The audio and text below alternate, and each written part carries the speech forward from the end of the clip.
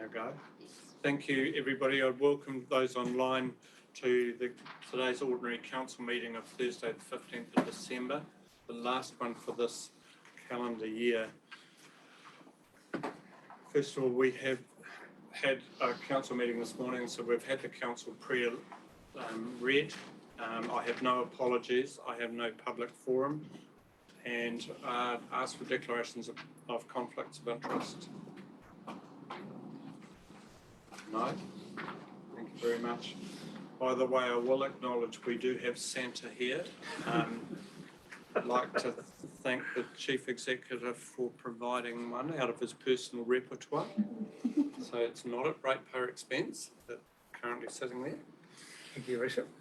Thank you for that, Peter. I'm looking for somebody to move the confirmation of minutes. I'll run through them, starting page 6, looking for alternate. Oh, sorry. Yeah, I'll do. I've been reminded that I haven't confirmed the order of business. I do have a late item, and the recommendation is that the late item 10.5 Marton Rail Hub, the WSP, which is WSP Opus, expert witness and resource and consent support, be dealt with as part of the agenda of the council meeting on today's date. The item cannot be delayed into a subsequent meeting as the amount invoiced exceeds the delegation of the Chief Executive and requires payment ahead of the council's next meeting in February 23. The reason the item is not on the agenda is the invoices were received after the agenda was sent out. I have the authority to accept that as a late item, and having done so, there's no motion required, I've ruled. Thank you very much. Staff, are there any other changes of order of business while we're at it? Just to let you know, I have a conflict of interest. Thank you very much. Thank you very much, Councillor.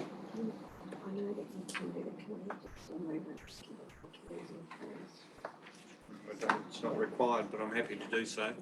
Just a mover and seconder to accept that. Councillor Calkin, Councillor Carter, those in favour? Aye. Those against? Carried. But there is the option for the chair to rule on these matters.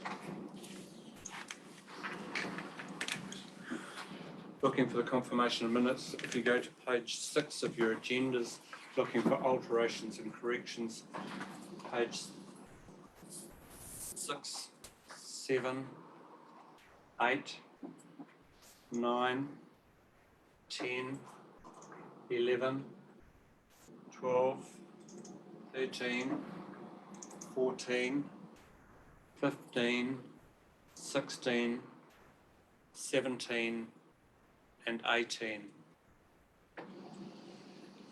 Councillor Dalgety? Just matters arising from those minutes. You can try me, but this is just receiving them at the moment, and I'll rule as to whether you can. We normally don't have matters arising, but you can. So it's in relation to the Hunterville Community Committee. Just before you do that, are you comfortable that the minutes are accurate as stated? Yes.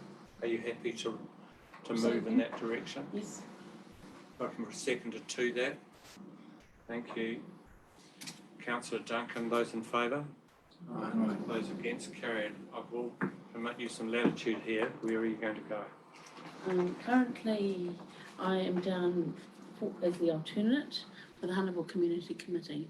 I'd like to put a motion to the floor that after 18 months, Councillor Lambert and I swap. I've got a recommendation here, if you'd like me to pass that to the minute taker. Yes, please. If you could take that to the minute secretary and have it typed and be board. Would you like me to read it out first? Yes, this is the wording that I gave you, or something similar. Yes. If you'd just like to read it first to make sure that we're... The motion is that Councillor Lambert is the council nominated person for the first 18 months, with Councillor Dalgety as the alternate, and that for the following 18 months. Councillor Fee Dalgety is a nominated councillor, with Councillor Lambert being the alternative for the Hunterville Community Committee. I'd like to move that. So you're moving that. I'm quite prepared to sort of let this, we will have to wait for it to come up in print, but you're prepared to second it. Councillor Carter will be the seconder. Do you wish to speak to it as a motion? I think it's self-explanatory. Thank you. Councillor Hedera. Just got a question. I wasn't actually at that meeting. I was sick at that hui. My question is, I understand that for the Māori ward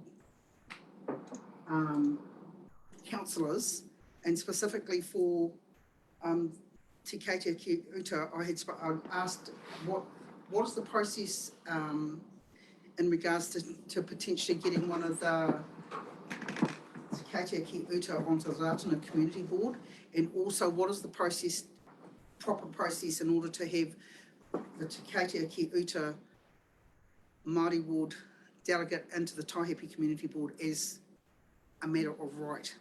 Because they're new wards, I understand that they're not. I feel like I had a conversation with you about the general. I was a Northern Ward councillor in past. I think we've already appointed you into the. No, can I provide a bit of explanation? Thank you. So for the two community boards, when the commission issued their review of our representation, both of those representatives from council need to be from the general ward. So we can't go against what the commission has said. Yeah, so I understand that, and I was told that. So does that mean that there's no ability to change that, or to put in something to say that we'd like to? Well, it would be good. I feel it would be good, given that Te Keitea Ki Uta goes from Taihape all the way down to Ratana. It makes kind of sense to me. So, and I understand that that's been put out that it's like you've got to be a general ward person. I'd like to know how we can, or can we do something? I think they could co-opt you onto their committee. It would be a way that they could do it, probably. I'm happy to go to the commission because that wasn't what we put back as our proposal. It's what they sent. So I'm happy to go back to them and seek some clarification around the reasoning behind that and whether there's an opportunity to change it. So perhaps if we could leave it until I get that response back, given they haven't got a meeting now until February, perhaps they will reply to me over January. Thank you. So can we take that as an action? Okay. Councillor I Carter. realise the minutes have been accepted, but with the sent off the Reserve Management Committee, I thought that I was on that committee last election as the council representative. So you're looking for an alteration or correction of the minutes we've just formally approved? Yes.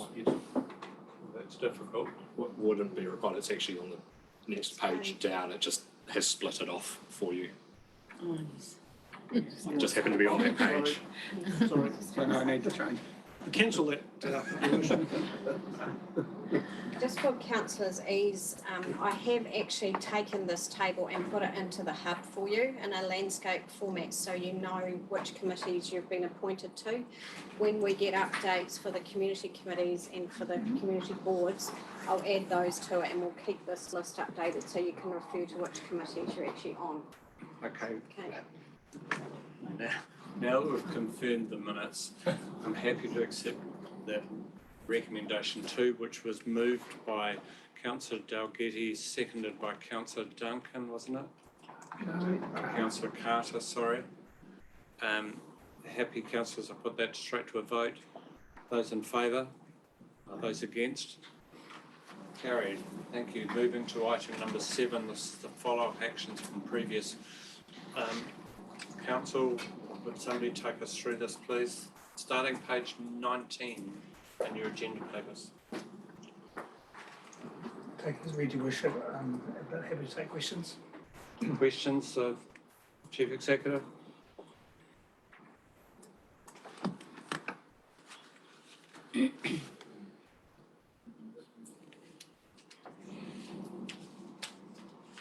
Everybody must be incredibly happy. The jovial season going into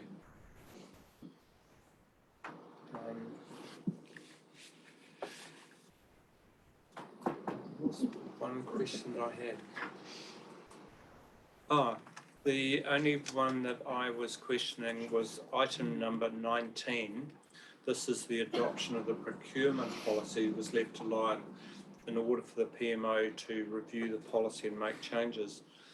Once these changes are complete, the policy will go back to audit and risk committee for review, feedback, etc. Can I just note that one of the issues that I raised was the possibility in procurement policies to look at the carbon position of our procurement. So if we're procuring, for instance, rubbish collection, that's considered as part of the processes going forward. You have to take that on comments on board, and we'll just leave it there. Any other items that anybody else had? That was the only one from me. If I may, Your Worship, on item 23, just add some text that may be interesting to some of the more councillors. Certainly. So the issue is around dumping of rubbish in and around the Rangitika River and Bulls. Council have an agreement with the regional council whereby under certain locations within the boundary of the river, the responsibility for collection of waste effectively sits somewhere between the Rangitika District Council and the Horizons Regional Council. District Council have an agreement with Horizons that even though it is the responsibility of Horizons, that our council will uplift the rubbish and remove it, but will invoice Horizons for doing so under an MOU we have with Horizons. And so we've been working with Horizons just to clarify that responsibility and how any issues of rubbish that is tipped there, how that gets alerted, getting the right signs up, making sure we've got policies in place and practices in place for us to be reimbursed for any work that we do. Have I got that about right, Adina? I'm getting the nods, so. Further comment from you? Probably just that the signage has been agreed for both parties now and has already been drafted, so that shouldn't be far away from being installed. Communication. Thank you. Um, Councillor Carter. Also regarding the communication between the person complaining and as to where you can communicate to organise, whether it be Horizons or the District Council. Yes, we're trying to make sure that process is clear in terms of the signage. We don't want a member of the public to have to concern themselves as to is it a Horizons issue or a District Council issue. We would rather just get it fixed and have the background processes in place that ensure that we are covered by any of the work that we do. Thank you. Would somebody be happy to move the reception of this report? Councillor Carter moving. Councillor Hero seconding. Those in favour? Aye. And those against? Carried. Thank you.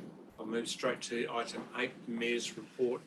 I will take it as read along with the appointments that I've had, the ones that are listed, but I will make a few extra comments.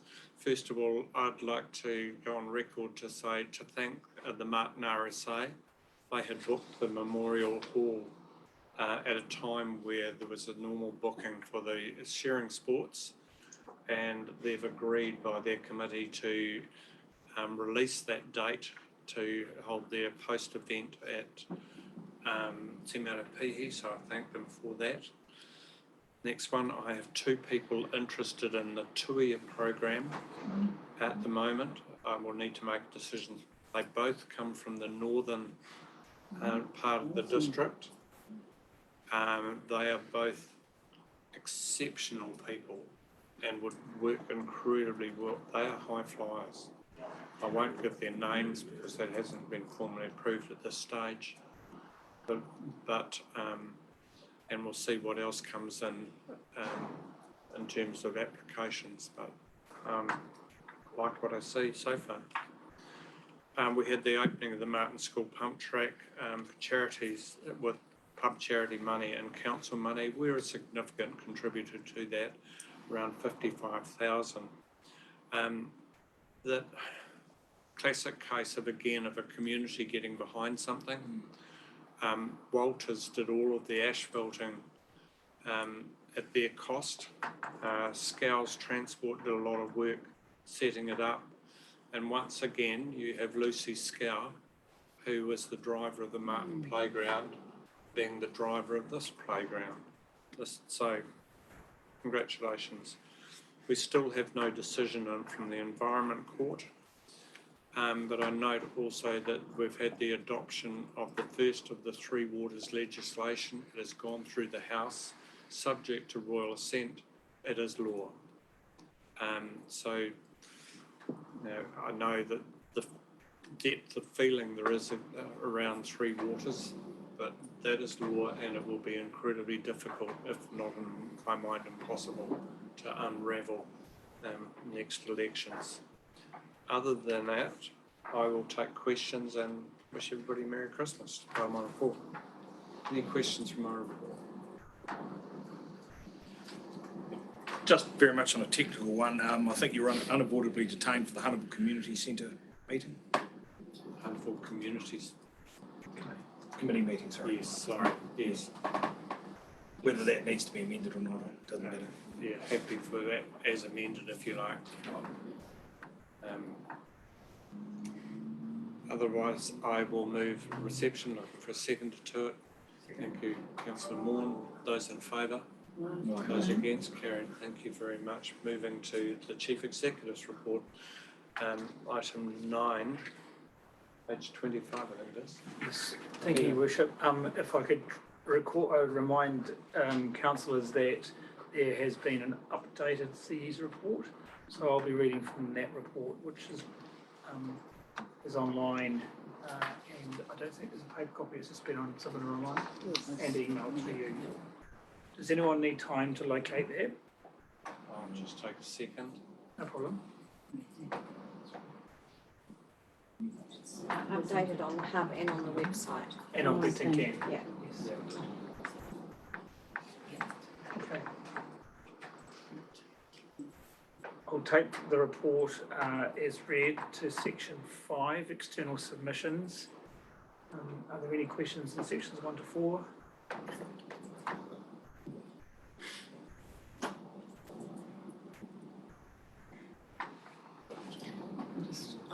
Just make a comment. I'd just like to acknowledge the health and safety and well-being. I was pleased or excited to hear that Sharon's team have been asked to do, or a case study has been written on Sharon's what she's developed in our council with the Health and Safety Business Forum. We identified to do that. I think it was outstanding, and thank you for your help.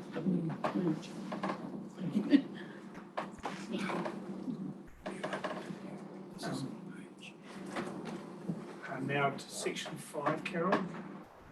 Consultations. Any questions around the consultation processes? Oh, sorry, the submission process. We have Georgia online. And Georgia, yes. Thank you. That takes us through to 6. It does. Sorry, Your Worship, I'm just quickly checking the future submissions being on the Water Services Legislation Bill. Not currently in there, but that's okay, because in my next section I was going to talk about that. If I may, Your Worship, just check, Georgia, the Water Service Legislation Bill, is that scheduled to be in your control coming up?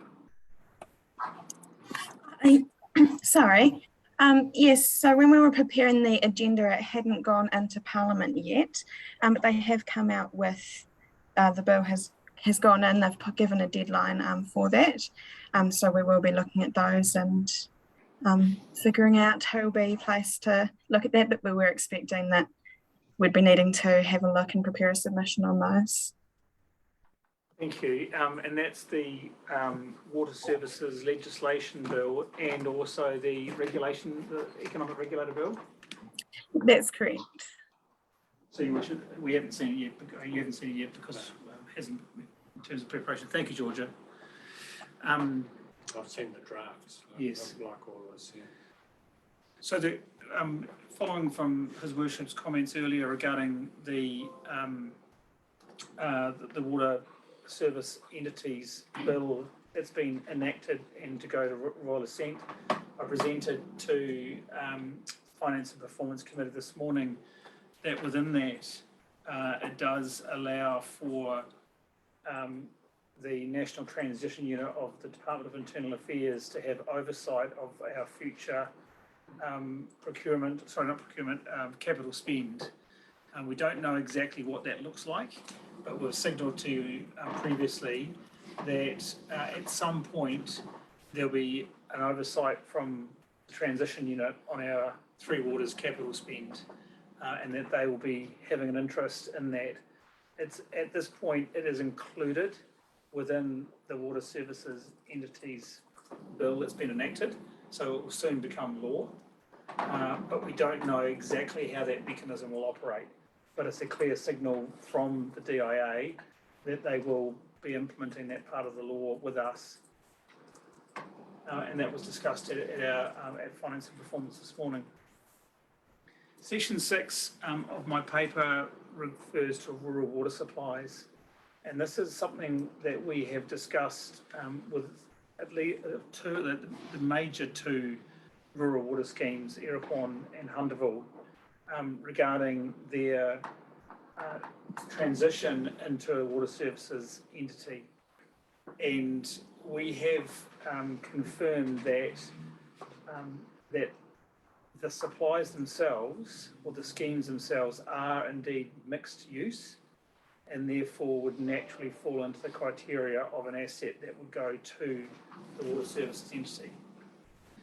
We had previously reported that there's an option that the Rural Water Schemes Technical Working Group had recommended to government that would allow some rural water schemes under certain conditions to be removed from a water services entity. And we have been working with both Hunterville and Erepon on how that might, how we can support that decision making from within the committee and within the users of the scheme and owners of the scheme effectively. Correction, the users of the scheme, or His Worship corrects me, the users of the scheme. What we're starting to see now in the water services legislation bill is that any such transition in the future can only occur after 1 July 2024, and that makes it a different proposition. I had, and perhaps wrongly interpreted, that any such transition could be discussed, negotiated and enacted prior to 1 July 2024, but the current bill as it stands only allows that to happen after 1 July 2024. So that would mean that the rural water schemes would go directly into the control of the water services entity, and then if the rural water scheme wishes to be transitioning out of that entity, it would need to make a case themselves. The problem I bring to your attention here that will require some resolution, sorry, when I say resolution, resolving by my staff, is that once it goes to the entity, council will no longer have any financial interest or control of the asset. Once it moves over, if there's a business case or whatever the requirements that the water services entity requires in order to transition out, would have to be entirely funded from within the rural water scheme themselves. I have no idea what that quantum or complexity of that transaction would look like. So that is what I would need to be examining. But I bring it to your attention for interest. It's not actually in my paper, it's a subsequent to the paper. Any questions around these items 5 and 6 in particular? Councillor Wong? Who will be the owner of the water assets if they go independent, and who will fund it? Where will the funding come from? So the owner, as it currently stands, of these schemes is council owned. If they go independently, they will need to set up their own ownership structure. I suspect how we work through that in terms of council's position, I'm not quite sure.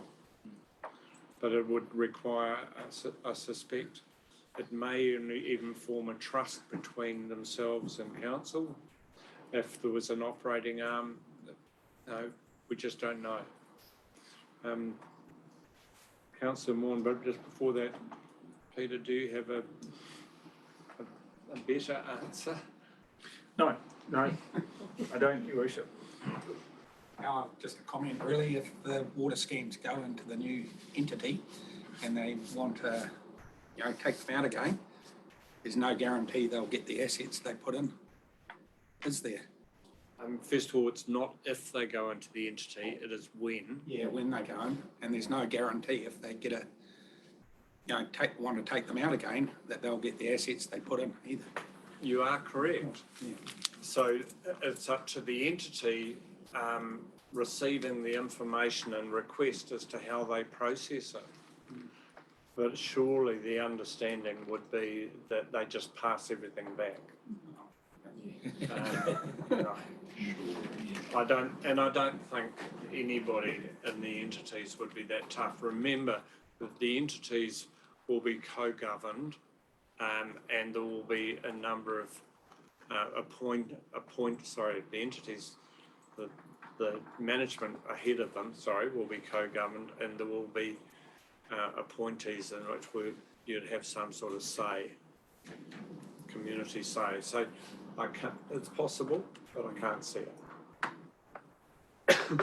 Why would you accept something be given back if you didn't get back the assets?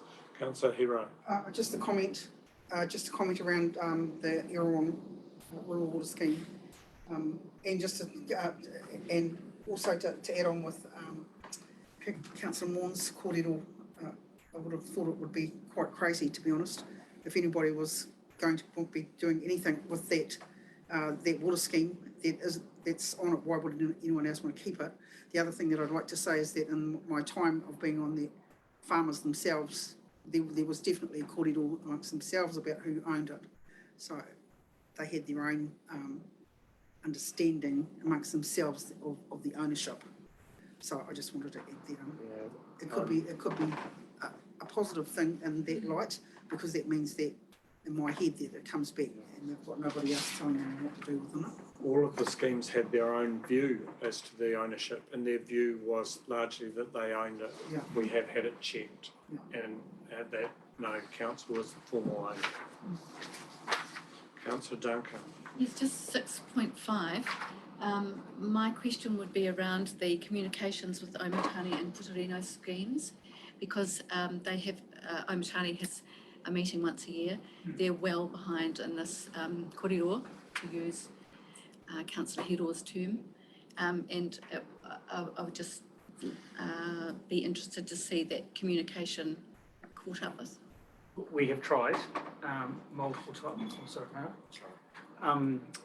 Multiple times to contact them and invite them to the workshops that we've held. So far, we'll just keep trying and inviting them and bringing to their attention the issues you've raised. Further, Your Worship, Subsequently, yes. could I just offer myself as a conduit, as I'm the councillor on that? Yes. Thank you. Councillor Calkin, looking so you get a question. No, move on. Thank you. I'll move on, Your Worship, to section 9, unless there are questions in subsequent questions. Any questions of 7 and 8, councillors? I just pointed out in 8 under Dudding Trust, 870,000 was given out, and High Happy did it incredibly well in terms of. Councillor Duncan. Yes, I've just, it was brought up in last night's Taihape Community Development Board meeting about the play trailer, and that sounds extremely exciting for libraries, etc. So, you know, well done. Thank you. Move to 9. 9 has a corresponding recommendation, Your Worship, and under the current delegations, I'm unable to provide 100% fee waivers. You'll see in attachment 7 a request for a fee waiver of $318 for the building consent work. It's previously been provided by council and is open to your resolution, Your Worship. I'd rather we're speaking to a motion. Somebody put a motion. Councillor Hero. Well, I'd like to move that motion that we agree to waive the fee of donations for Tunakina Diamond Society. Have we seconded to the motion? Councillor Rakawa seconding. Speakers. Councillor Hero. That's come up in the past, as I understand, that's something that we've done. That event that happens in that community is quite a big event. I've never actually been to it myself, but I just think $318 to erect a tent. I see there's any. I'm sure we can find that in our office. Councillor Rakawa seconding. That's one speaker. For any other speakers? I'll go. Oh, got a forest of arms.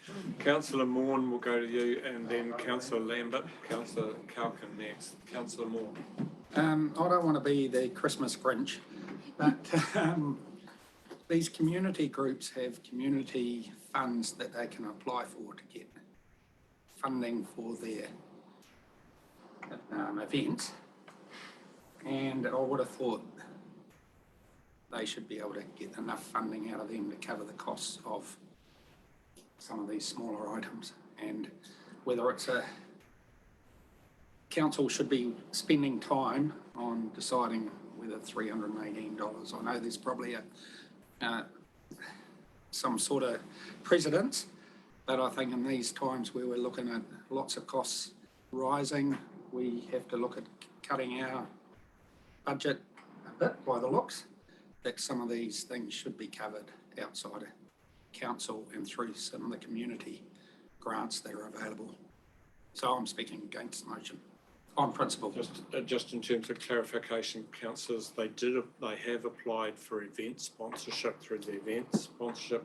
They have been granted, but they haven't specified this. So this is separate to their application. Councillor Lambert next. Councillor Morn pretty much covered what I was going to say, but yeah, I've seen in my time on council these come up consistently, these requests for fee waivers for this sort of thing, and I question why do we even have what the fee is for if we keep waiving it, you know, letting people not pay it? What's the point in it? I know it's only a trivial amount, but I really can't see why it actually comes to council with this, why we keep letting people not pay it, and what is the point of the fee? I'm against it. Yes, point of clarification, the Chief Executive. To answer council's question, Your Worship, a marquee under certain conditions is actually a building structure, and therefore it needs to have a building consent, and this is for a building consent. Councillor Calkin, I think you were next. Also speaking against the motion, agree with both sentiments from Councillor Morn and Councillor Lambert, and would like to further add that as a result of the time spent by staff, we need to ensure that we are appropriately covering those costs as well, which this fee does. So I would like to see that we do not offer a fee waiver. We've had 3 speakers against. Are there any other speakers for? Councillor Rakawa. I second the motion. Yeah, I am absolutely for it. Coming from, I've been to those events. I've listened to that this is a consent fee. I was sort of swayed about Councillor Morn and Councillor Calkin's cordial about starting and not in looking at these groups asking for these small amounts of money. I would agree with this purely on the fact that, is this going to be, is this a new thing for all these groups to come and ask? Are we starting off with the Tirakina Caledonia Society? Is this our, I just have to wonder. But I still agree with the fee being waived. I just tautoko. Thank you, Councillor Lau. I agree with the motion. These events bring people to our area, and they are iconic. There's several around. There's Taipikambu Day, there's Shimozul. I think that it's a small ask, and for Rangatiki's big game. Advise that your elected members what will provide as part of the event sponsorship scheme. Would that be helpful? Yes, that would be clarification. Just be careful that you don't argue one way or another. No. Just give you numbers.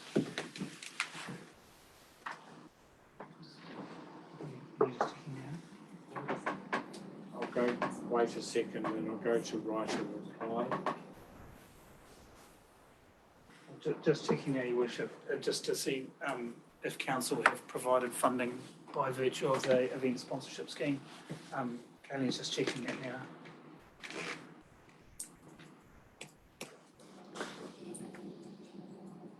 Great, healthy debate. Yeah. 6,900. For this year's event. So 6,900 has already been given to them out of council funds for this event. Go back to write a reply. This, how do I want to say this? This is one event in many events in this district. I'd be surprised if we now are going to quibble over this. And what I would say is that if this wasn't to go through, then for anything that comes up in any other community, we have to be consistent. So if people are going to, if we're going to go down a track of saying no to that, we need to be consistent. That's what I would say. Yeah. So it's up to everybody else at the end of the day. But I think, as been said, that's only one. That's been a long-standing community event, as I understand it, and I take on board that they have received money in the past. But so has the Shimozul, so has the Taihape. I would think the Shimozul, so has a number of other events that have happened across the district. So whatever everyone agrees with this. So you can't speak? Can we have an amendment to the motion? No, not after write a reply. Okay. So I now must put the motion. Could you raise your hands clearly, please? Those in favour of the motion as it stands. 2, 3, 4, 5, 6, 7, you make it? 1, 2, 3, 4, 5, 6, 7, 8, 9. 7, the motion's carried. Worship. Are we up to make another motion, a subsequent motion? If you can put it, you can try, but if it is a motion against the principles of the motion that has just been carried, I won't allow it as a motion. So you can try, mate. But I'm just giving you the guidance here. So I would be interested in staff setting up something so that this doesn't happen. So if they're getting support via another sponsorship, then this shouldn't come back in front of us, I don't believe. So what do we need to set up to make that happen? You might better word that better. I presume you're referring to sponsorship from us, not another organisation.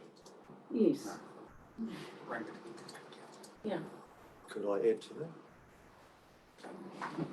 I'm allowing some latitude here, councillors, because you're not speaking to a motion, but I think the Chief Executive may be getting a degree of intent as to where you're heading.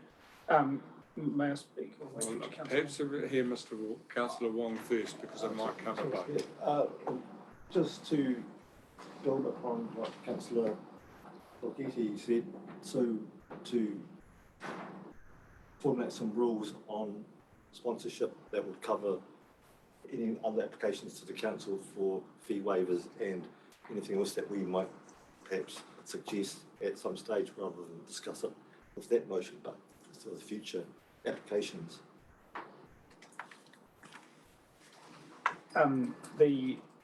There are some issues, I think, that can be tidied up within the event sponsorship scheme, Your Worship. We've been given indication from council previously that we should regularly fund certain events, and we need that to be tidied up in council resolution. Galen is bringing to which workshop, do you know? I don't think it's been confirmed yet. Right. So Galen and her team are working on revising and coming to you in a workshop how we might amend the events sponsorship scheme and add clarity to it. And I'll be happy to include this as part of that discussion. Thank you. So you're not requiring a specific recommendation? I think it's You clear. Take work Yep. in direction. Thank you very much. Thank you very much. Before I move off, Carol, did this not supposed to include the revised report? Was that not supposed to include the fee? Rotary? Yes, Yes, sorry, it hasn't gone into the minutes. but it's not in the report that I see. It's the one online, the updated CE report. So it's not in there, in the updated CE report. Number 11. Sorry. Rotary, 11, decision-making process. No, the revised chief executive report, not the revised agenda. It's just a revised CE report on the big tin can. The request from, correct, it hasn't transferred. Okay, it is on the website, so you can join that link. All right, so I'm just going to go, sorry, Your Worship. This is in the, I've got the revised one open here, and it does have the request from Marton Rotary Club on it. Where did you get, is it? Thank you, I just don't think it was on the big tin cans. I've taken that off the big tin can as a revised one. So, Yeah. okay. So that's great. Do you want to deal with 10 first? Yes, thank you. So, section 10, my report is effectively an administrative error, and I'm seeking to rectify that error in the recommendation number 3.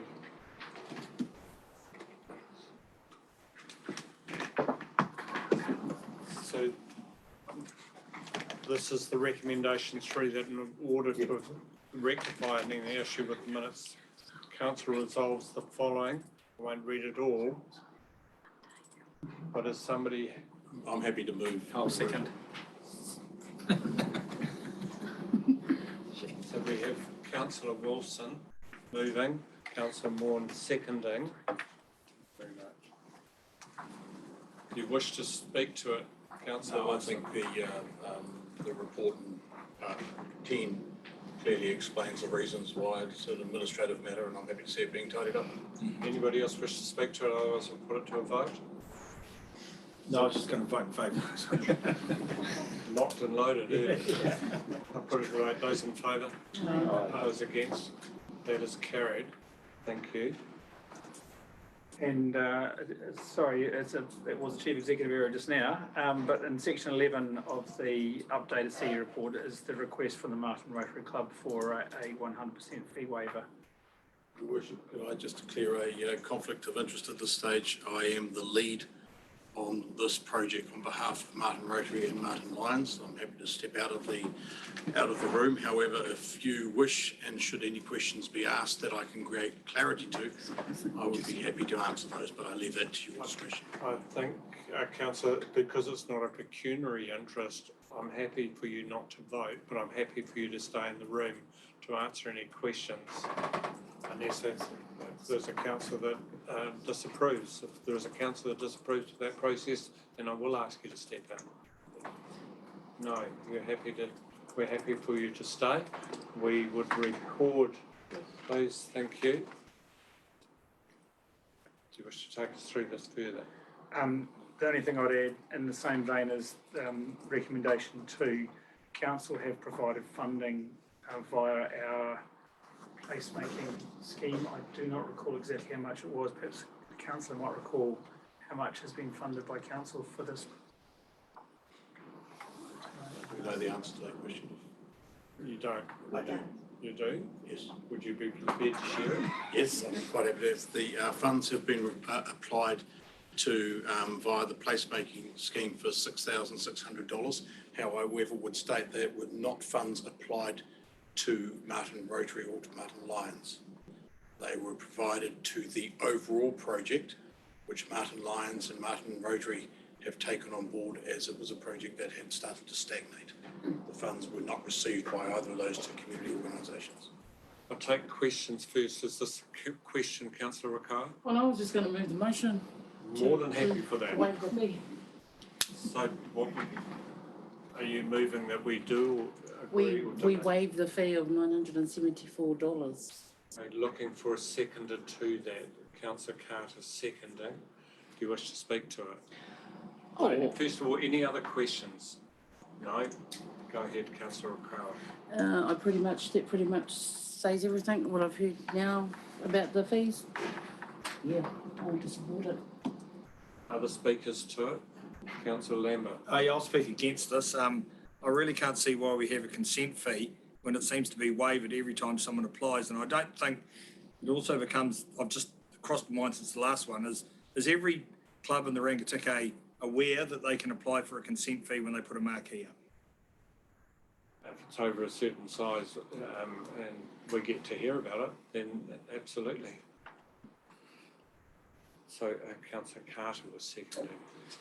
I'm in agreement with this, as this consent isn't just for the fact of the waiver, it's a permanent structure being put on council land.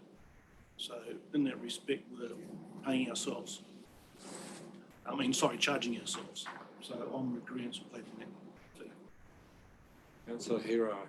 In lieu of recommendation 2, I'm in support of this recommendation 4. We have 3 speakers in favour. Any speakers against?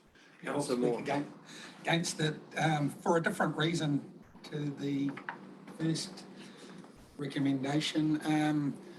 Is I believe the service clubs do fundraising in the communities to help them fund their projects, and that money's returned back to the public or the communities in one way or the other. And I don't believe that the Rotary Club can't go and do some fundraising to get the $974 themselves to help finish this project. So again, a precedence, but yeah, I'll speak against the motion on that, on those grounds.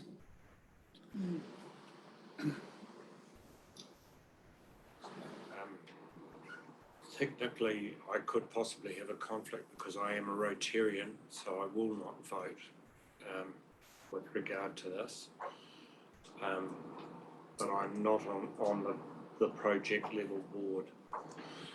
We've had 3 speakers for. You speaking for or against? Question? Question we can take. Sorry, I've just heard that this is a permanent structure being built on the land. Is that right? Thank you. Another question. Can you explain more as to what it actually is and what its purpose is?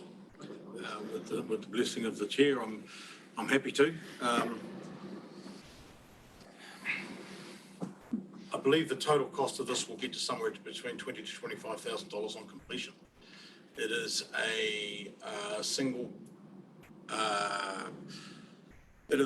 6-pole, 5-pole, effectively mono-pitch garage, lean-to, unsided, 8 metres long by 6 metres deep.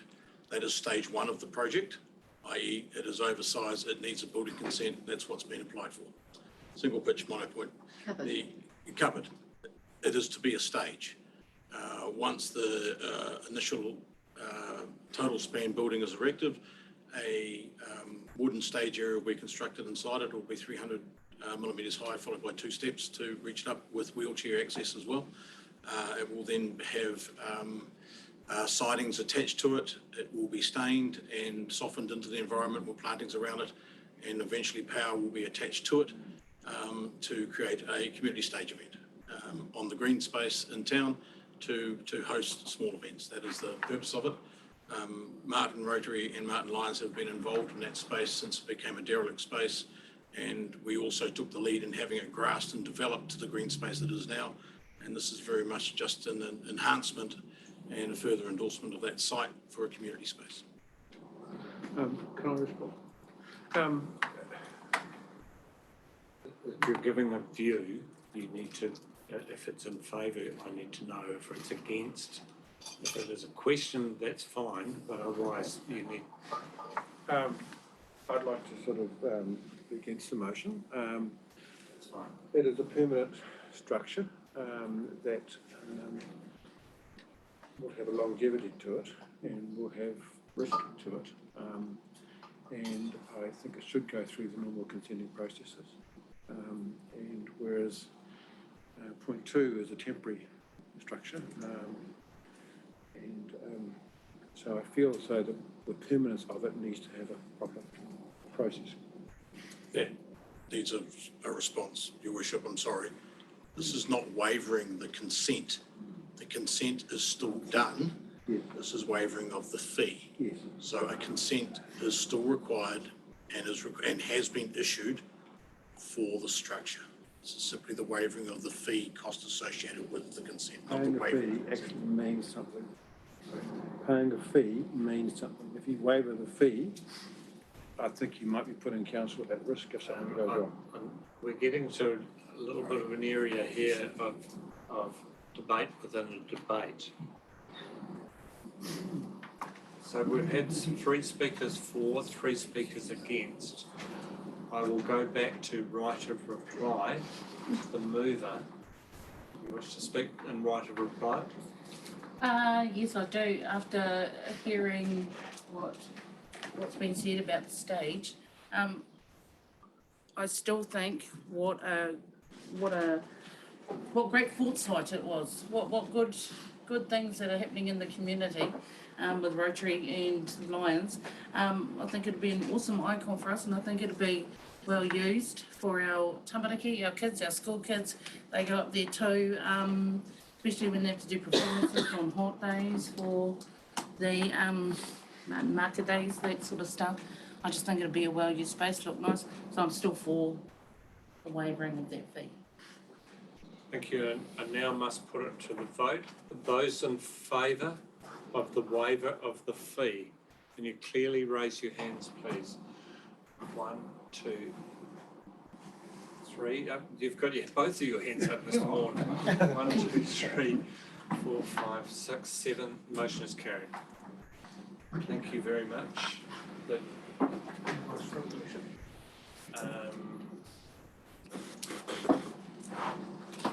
Thank you very much. Please could we receive the Chief Executive's reports? Councillor Carter, Councillor Morn, those in favour? Those against? Carry. Recommendation 3, that we've done that. So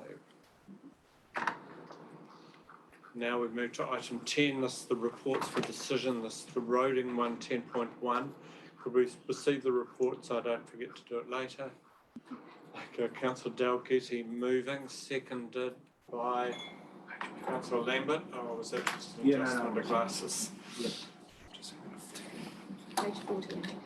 Page 48. Those in favour. Do we wish to take a second, guys, to go back to take some time to go back into Big Tin Can because you've got to change files? Yeah. Give it a minute, please.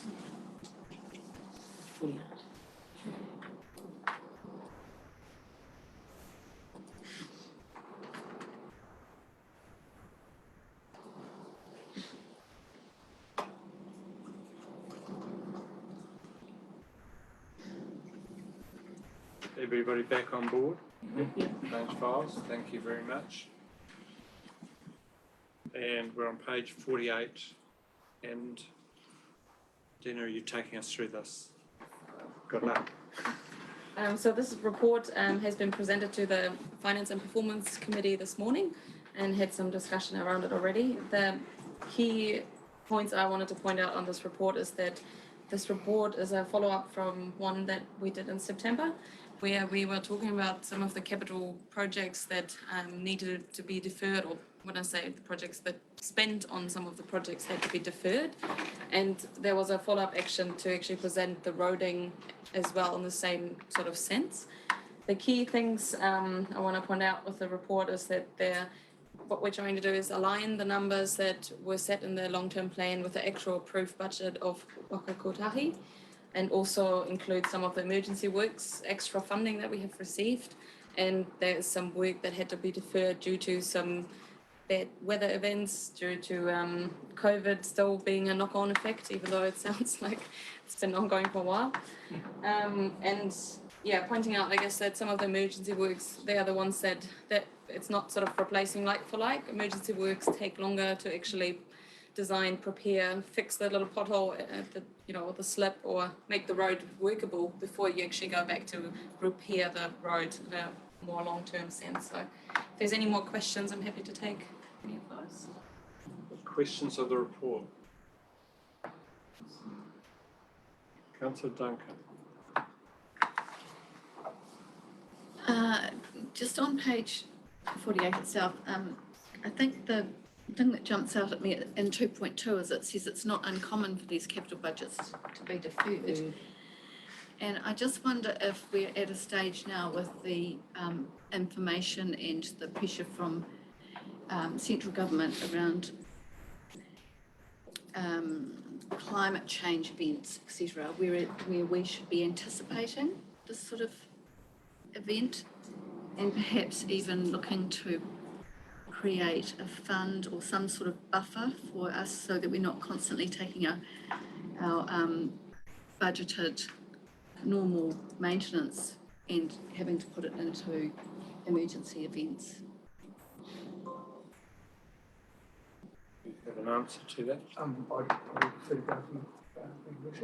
I think Councillor raised a question which was similarly raised at Finance Performance this morning. There are two aspects to consider. One is, do we save money in an account effectively to cope with emergency events? That's one thing. The second thing is, are we able to spend that money? And what this report is looking at is a combination of almost both. And just because the money's there, what we've found is that it's been very difficult to get it our supply chain, because of the state of the industry and COVID, etc., to actually do the work for us. So if you are only looking for a rainy day fund, for want of a better word, we'd be happy to take your direction to include that in the annual plan if you so wish. Subsequent, can I just, for clarification? Supplementary question to that. Thank you. So what you're saying is it's not just about the money, it's about capacity. It's both, yes. Councillor Cowkin. Can I move that recommendation 1, 2 with the word approved? Recommendation 1's been done. Or recommendation 2 with the word approves, and recommendation 3 with the word approves. Let's take them one at a time. So you're wishing to move recommendation 2 to say approves? Looking for a seconder to that. Councillor Morn seconding. Do you wish to speak to that? We had a pretty lengthy discussion about this morning, and ultimately the position that we landed on was one that was just mentioned around the fact that we are looking to move the budgets along with the work into next year. There is no amendment to the long-term plan as we were advised today, so it makes sense for the budgets for those works to be moved into next year. Any other speakers? I'll speak to this. I'm in support of this, but what I would like to see is when there are adjustments to the budgets year by year, that we have a fair indication for major projects as to where that has come from and the approval process around this. Because as councillors, as governors, you are responsible for the asset management program and you should have a clear knowledge of it. Any other speakers?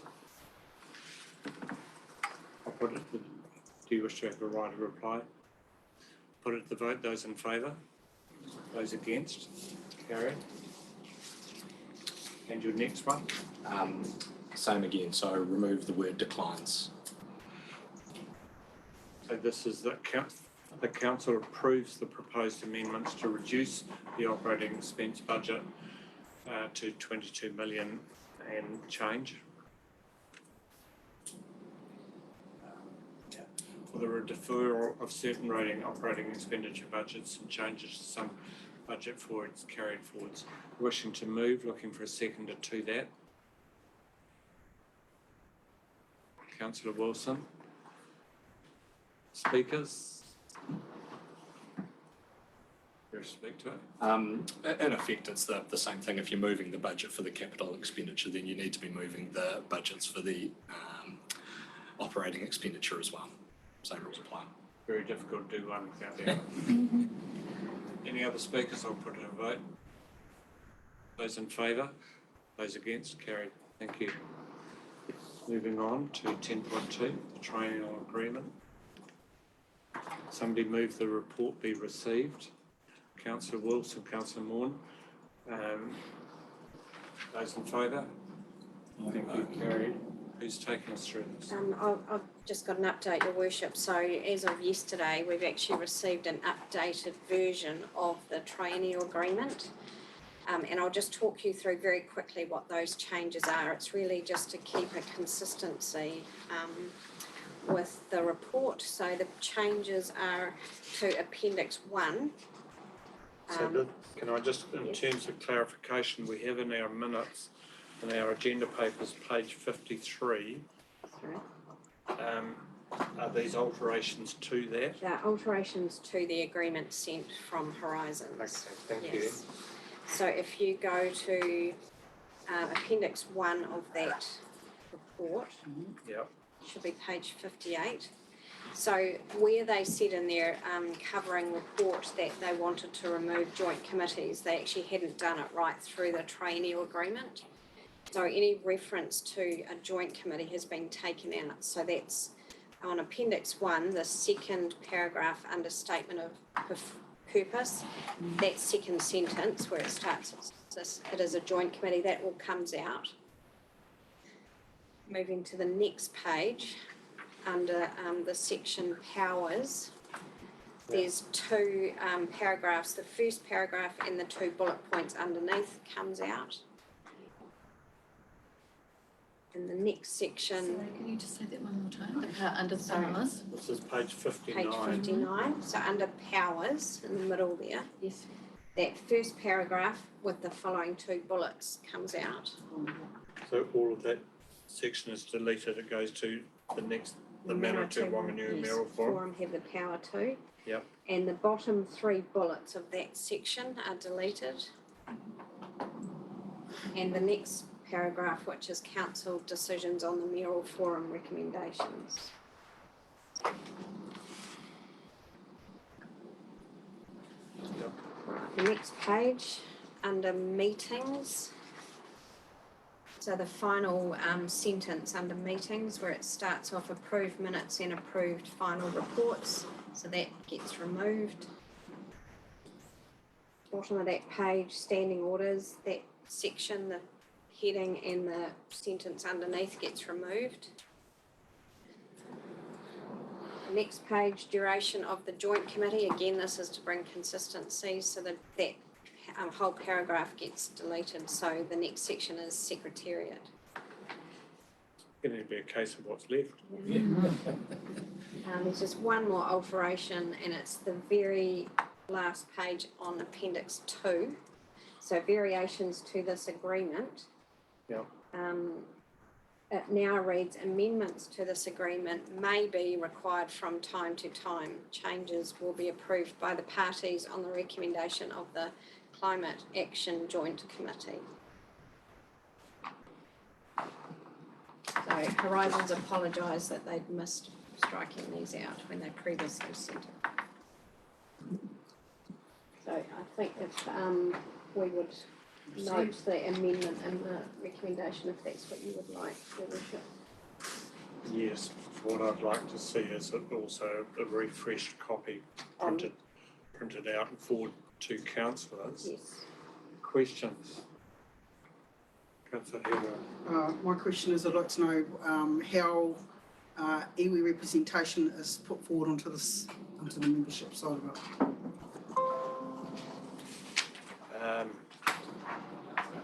Thanks. There isn't a clear process as I understand it at the moment. That's the short answer. Their argument may well be that these are elected representatives across the councils, and therefore is a council decision as to who you put on it. So, for instance, in terms of our council support, we could put representation from iwi from this council, but they haven't formed any sort of co-governorship outside of council structure. So this is a triennial agreement between councils. It is not a wide community consultation type process. Subsequent to that, I was expecting. Yes. I have no problem with that at all. All I really want to know is that is the process that with the number of councils that are involved in it, that there's going to be just you as the mayor for our area put somebody out. I'm just really interested in that, whether it's... Yeah, I sort of get where you're heading. Look, I think it is up to each council as to how they interpret this and how they use it and how they consult with their communities in terms of input into it. Some councils will be unfortunately poor in that process and some will be better.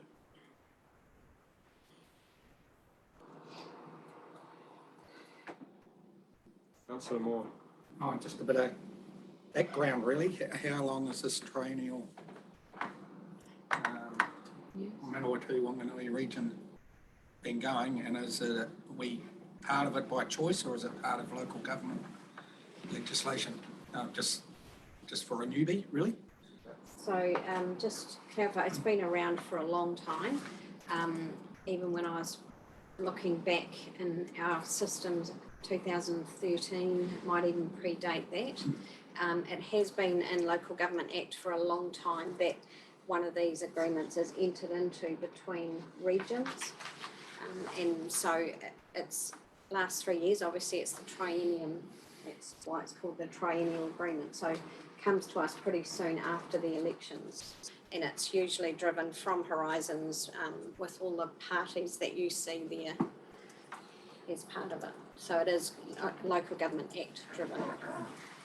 Because I go to you, Councillor Duncan, and we'll go back to Councillor Hira. In terms of you go back to looking at the objectives of the agreement.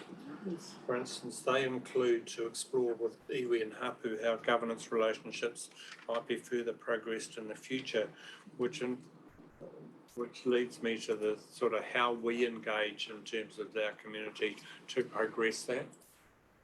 And I suspect that we may be better at that than some of our other local authorities. But the onus would be on us as a council in terms of the input into this.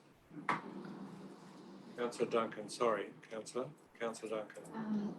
Well, I'd like to suggest we can't really accept this or receive it in this form. We need to have an amended document. You'd like to see a tidied up document before. Is there a problem with that? We need to have made a decision by 1 March, so it could potentially come to the February meeting. But I'm happy to share the latest version with you all this afternoon if that helps. Would you like this to lay on the table until later this afternoon when there's a refined copy? I'm happy to just give your advice. And your view is that you'd be accepting that as a table document for that stage? The councillors have the same view? I'm happy with the process. Yeah. We just took it out as we were told. Sorry. I just went through as Mrs Gordon instructed and took those bits out. I don't have a problem with it. So you're quite happy to let the council proceed as per? Yeah. So it will either live or fail under those terms. Would somebody like to receive this, noting the changes? You've moved it? You're seconding, Councillor Hero. So your option would be to either move an amendment, or speak against it. Do you wish to speak to it? Any speakers to it? Right, I'll put it to the vote. Those in favour? Those against? Carried. Thank you.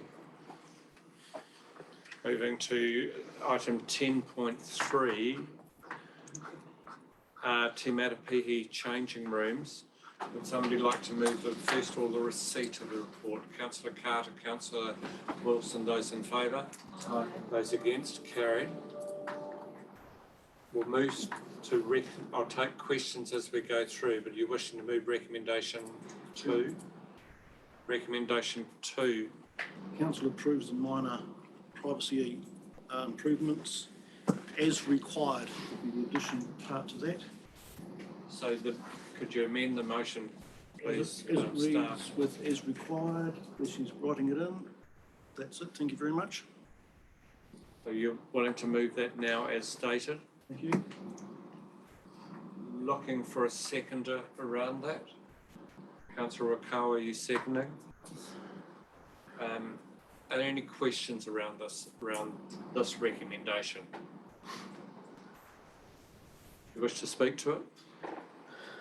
The reason I put the as required is it's uncertain as to whether the areas that we're looking at being curtained or blinded would be used by the groups that we're looking at using it.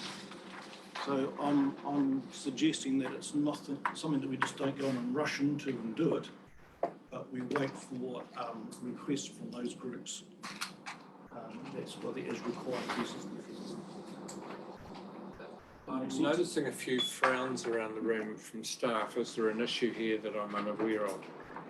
I haven't discussed with it in any worship, but in my view on as required, it puts us into a position of as required by whom?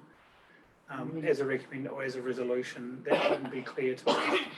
The spirit of what we're trying to achieve here is that some of the criticism has been that the proposed rooms for changing did not have appropriate privacy.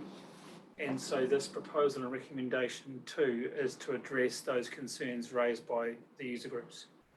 And we believe that that money would satisfy that concern that's been raised.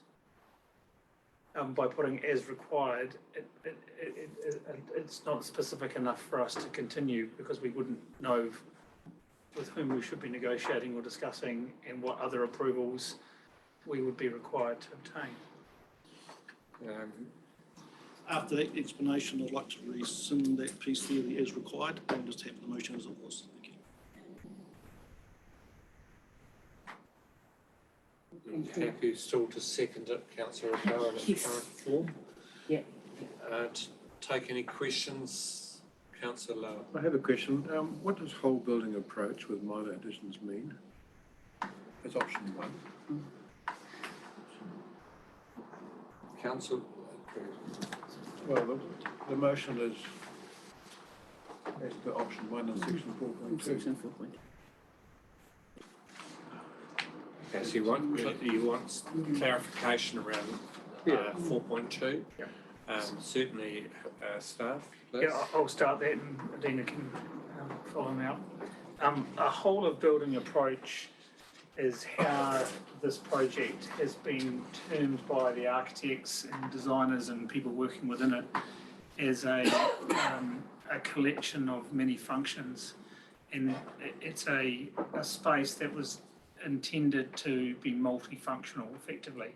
So the whole of building where on any one occasion it might be a meeting room, on another occasion it could be a space for youth, and on another occasion exactly the same space could be used for a changing room. And so that's how we've turned whole of building. Yeah, and just adding that the building itself will provide the spaces required. So the approach is that if we make some minor improvements to the spaces that are there, based on the feedback that we had, it actually will supply the function of a changing facility. So where are the spaces for the changing rooms deemed to be? So I've printed all there was a question around the different options, so I can give this around to everyone to have a look at. And it's the first page, just outlining there's 3 spaces on the top level that can be used as changing space. The top on the right, the stand-off room is directly connected to the stage. There's a stairway going straight to the stage. And the other 2 spaces on across you have to cross a decking area to get to. Has there been any consideration of health and safety with children up on that top space? Councillors, can you make sure that you listen to the question, Councillor Loudon, please? Councillor, can you... Has there been any consideration to health and safety with children on the top space and going up and down multiple stairs multiple times? Does that comply with health and safety?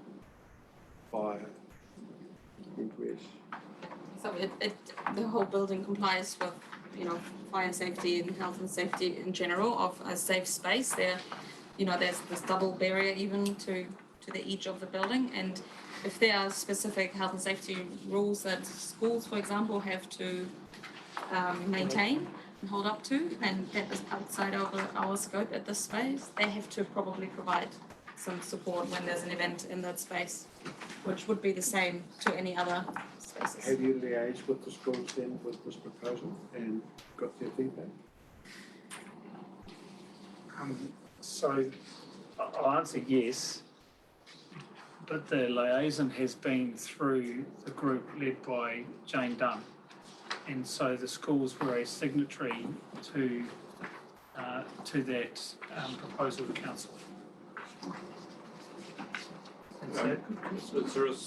Is there a specific concern that you have here, Councillor? It's great you've got this report and you've done all this work on it, but I just see so many holes in the process and difficulties this building offers and solutions that we have as options for this problem. It's problematic, and one of the things that has come through to me is possibly the lack of sort of consultation and planning around it and getting an overall view of what's required. And I think this building struggles to satisfy those requirements.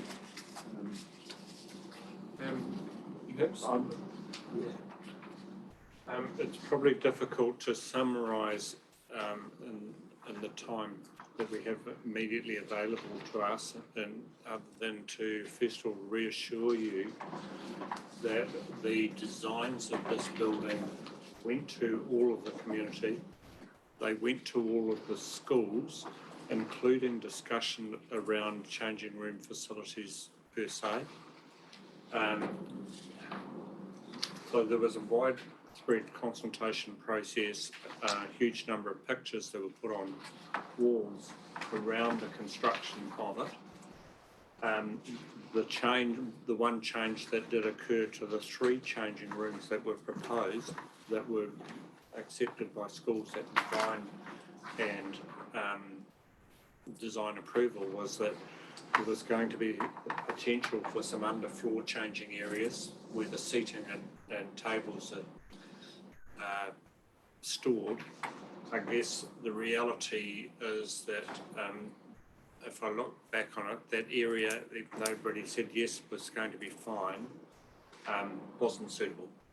It wasn't suitable for a variety of reasons, and it was further complicated by the fact that there was a water pump put in there,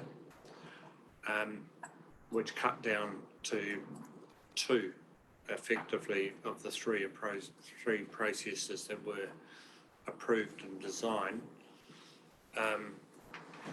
In terms of health and safety, absolutely it has had sign off all the way through in terms of egress and distances, those sorts of concerns.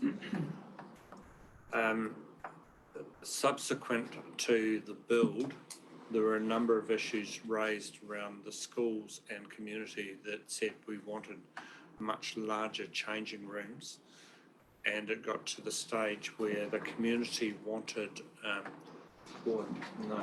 that's poor, not the community, but there was a group of people involved in the schools that said their preferred option was to have a separate changing room to be able to accommodate 200 odd people.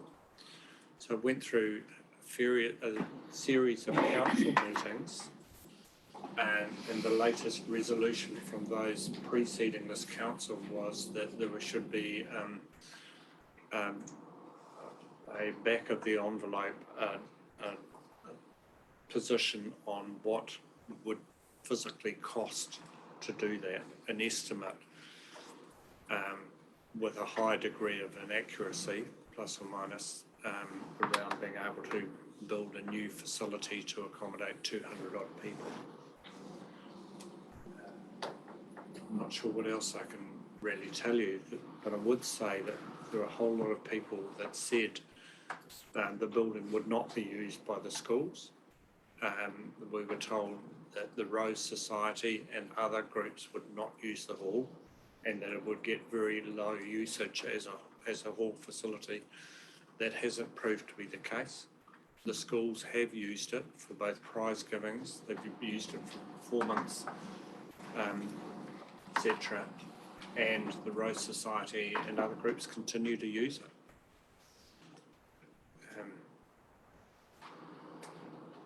Take questions. With permission, Your Worship, I've got some direct feedback from one of the schools who used that space recently, who have given me permission to share, and I think it could be quite useful to everyone to hear that. Yes. So this is from one of the principals of the local school, and she says, "We used the building for our community concert last week. We made it work. The changing room situation impacts us by changing the way we do things and what we present. So for instance, during our kapa haka group, we didn't wear full kakahu because we don't have the time and space to organise this. At night, we begin the event early, had kapa haka go first and use the understage area to dress and undress our pupils. We didn't allow any full costume changes because we can't really do that successfully. So instead, teachers added props to their items rather than costumes. As I said, we make it work. I can't imagine being able to do a major production there, so we will likely seek an alternative to that situation. We have our prize giving booked there on Tuesday evening. Space will be an issue, but changing rooms won't, as we have cut out extra things like items for the children, which isn't related to the building so much as the state of our children by the end of the school year. I think the space is beautiful and I love the tangata whenua connections, but it has some impractical aspects that we will do our best to work around, and if not, we will find an alternative solution. Adding curtains to the upstairs room makes sense, then it has the potential to be a dressing area, but other than that, I don't see a solution unless they go as big as in the long-term plan. If our school roll continues to grow, using the space will continue to be an issue, but we will always prioritise staying local for better access for our whānau." Thank you.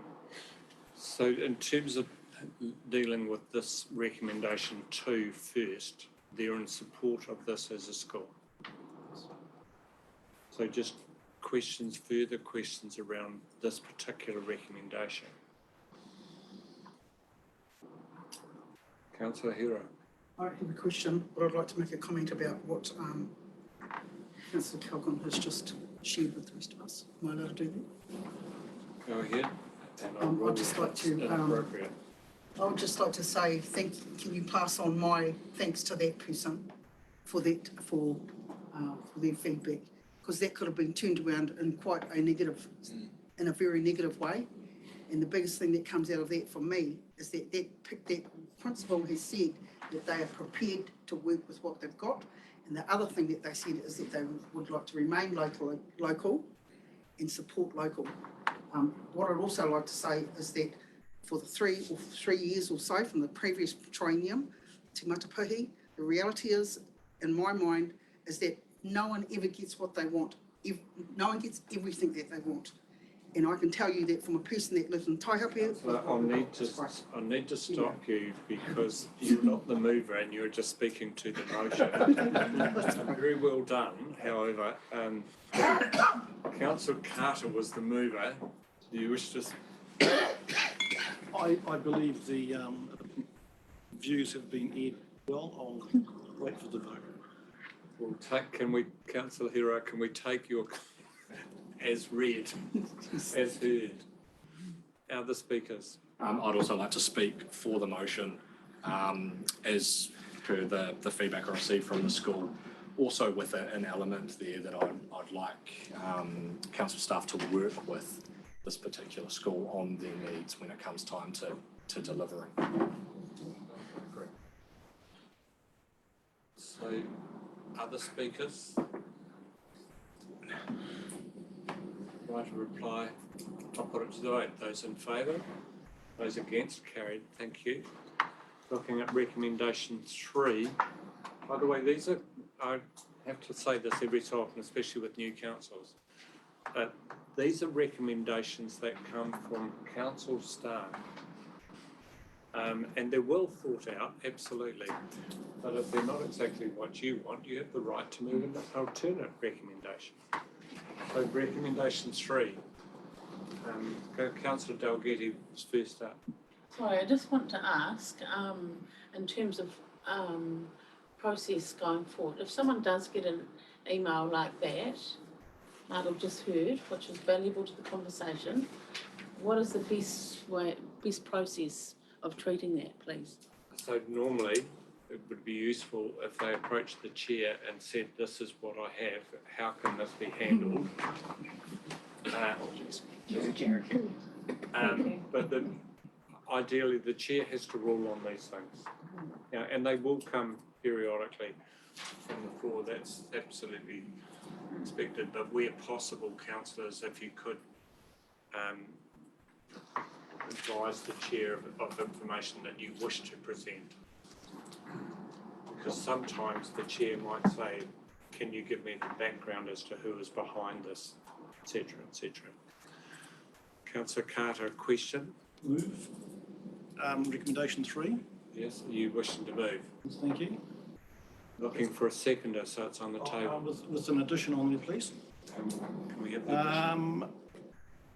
The council approves the 25,000 of operational expenditure for school productions via application to council. Wishing to speak to that there, we just heard a letter saying that the school will try and make things work for their productions, looking for changing rooms and everything else. I think this is a good incentive or a way of helping those schools who want to have big productions in the hall. And I've limited it to school productions because we don't want the likes of some farmers group from Tira or whatever saying, oh, we can make use of a marquee for our function. This is limiting it to the school productions themselves, and that's it. So that's the reason behind that there, and it's a way of helping the schools out. I need a seconder before we can go any further. Councillor Lambert, you're seconding. Questions first. Question. Councillor Morn. So the marquee is for changing rooms, which to me doesn't actually sound very good for changing rooms, because you've got to put dividers up if you want male and female separate. I know probably these Brima kids don't really care about that, but you know, it's it doesn't seem very practical if it's to be Yeah. They do care about it. No, it doesn't seem very practical as a changing room solution, a marquee, to me. Yeah. Questions? Historically, Bulls have had a wow type fashion show. Is that under the jurisdiction of the school or someone else? So, because I thought that that was an event that was struggling with the current offering.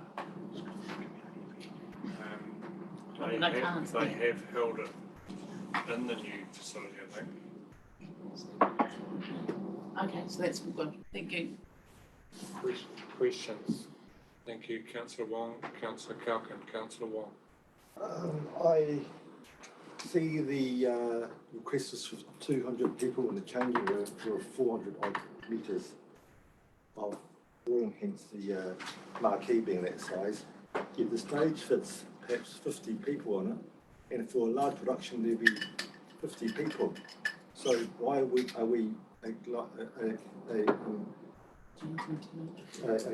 so making provisions for 200 people, and how often would 200 people use this per year? I think the recommendation doesn't support 200 people or not.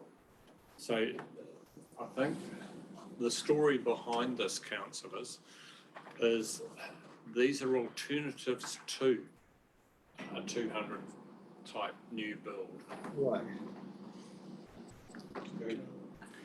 I just wonder, Your Worship, if it's possible, my staff and I haven't had an ability to present the report, and some of the questions I feel we may have been able to answer ahead of time, if you'll allow us that. Fair point, absolute fair point. You should have stopped me earlier. My apologies, Adina. Go ahead, please. Can we, councillors, move in second, can we just hold that? Okay. So just, I wanted to probably take you through the report, just so that I can explain a little bit around how this report obviously has a lot of history. There were a number of reports done since September 2020, and the reports have sort of moved from each meeting to the next with different follow-up actions that we engaged architects, quantity surveyors, or other people to give us some feedback and advice on.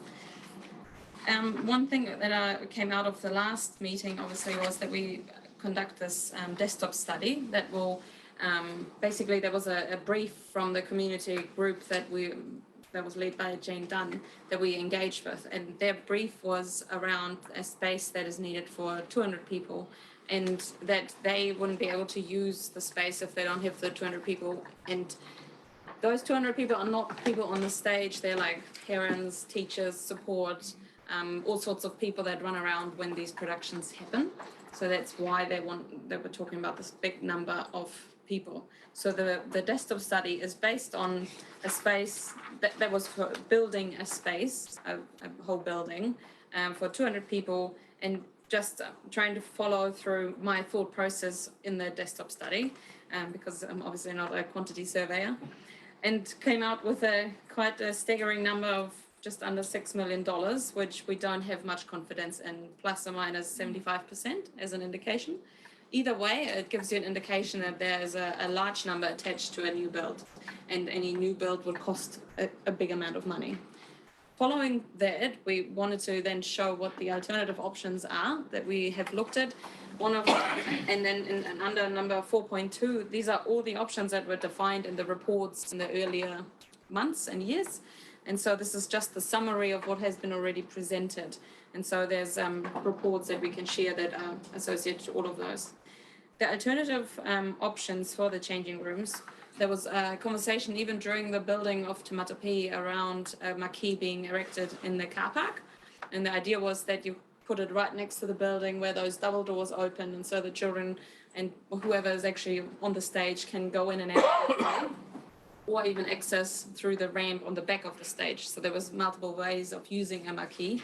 And it seemed quite a positive response around the option of having this extra space when it is needed for specific events. And they weren't just school events, they were also the wearable arts, to be fair. So anything that is a big production that needs a space to get changed, the Rose Show, was mentioning that they'd have to normally prepare the roses stands or something like that. I don't know the terminology, but that they want to have a space to prepare whatever they are trying to present, or so this goes for a lot of different events, not just school events, where they wanted a space to prepare things. The blinds and curtains have come out from feedback we've sought from the users over the last two years, basically saying, yes, there is a space upstairs, but it's not suitable. It has clear windows all directions, so no one would feel comfortable getting changed in that space, which is fair enough. And so following from that, we just wanted to, I guess, summarize all these events and point out that at the moment this is not a defined project that has a scope or a time frame or budget. So we just wanted to make that point that if that is an intention to bring it back as a project, it would be through a long-term plan process. And I guess this is the tidying up of the whole exercise around the changing rooms, if that makes sense. Thank you, and I apologise to council, it's poor chairmanship. I should have got you take you through the report first. I sort of jumped in by recommendations. So this is what I'm getting at a little bit. For instance, if you have an alternate view and you wanted to build a new building for $6 million, then you would be putting that as a separate recommendation to council for consideration table today. So these are seen as, in effect, alternatives to that position. Councillors, are you happy if we now go back to recommendation 3? Question? Otherwise I'll need to go to the speaker first. Oh, okay, speaker first, fine. Councillor Carter, do you wish to speak to it? Yes, I'd like to make an amendment to that. We have school productions and large events. We may have just had mentioned wearable arts, which I had forgotten. I'm sorry. Can I just check with staff? Would you see the need for any changes? The operation, does the motion on the floor cause any difficulties? Yes, it does, but it's just a wording thing, Your Worship. At the moment, it reads that council approves, that the school productions need to apply to council in the annual plan. And that's not the intention, so I just need to reword that sentence. If you may give me a minute to look at that. Would you be okay?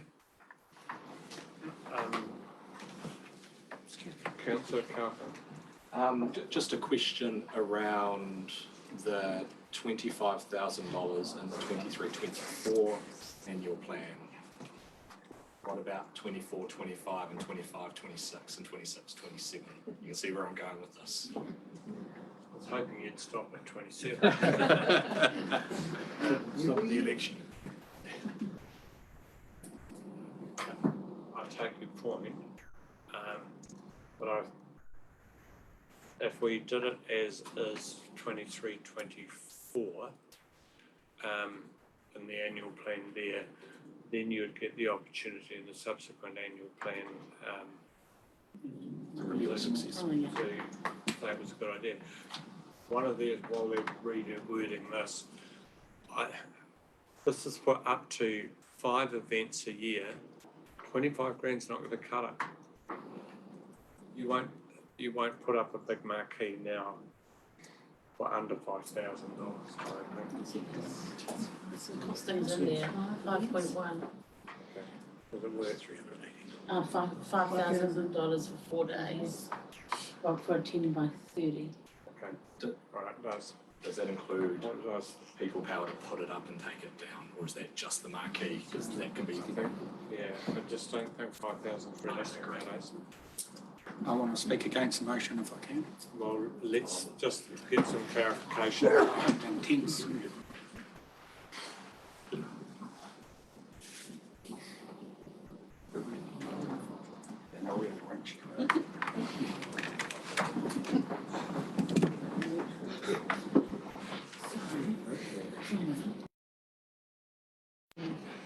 And I was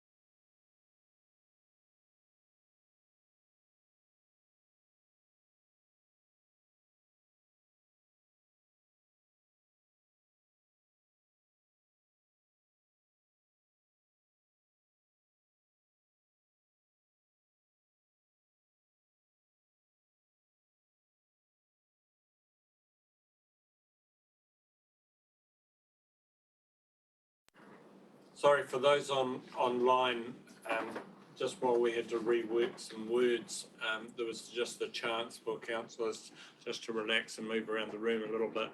So we weren't discussing nuclear secrets or anything at that level.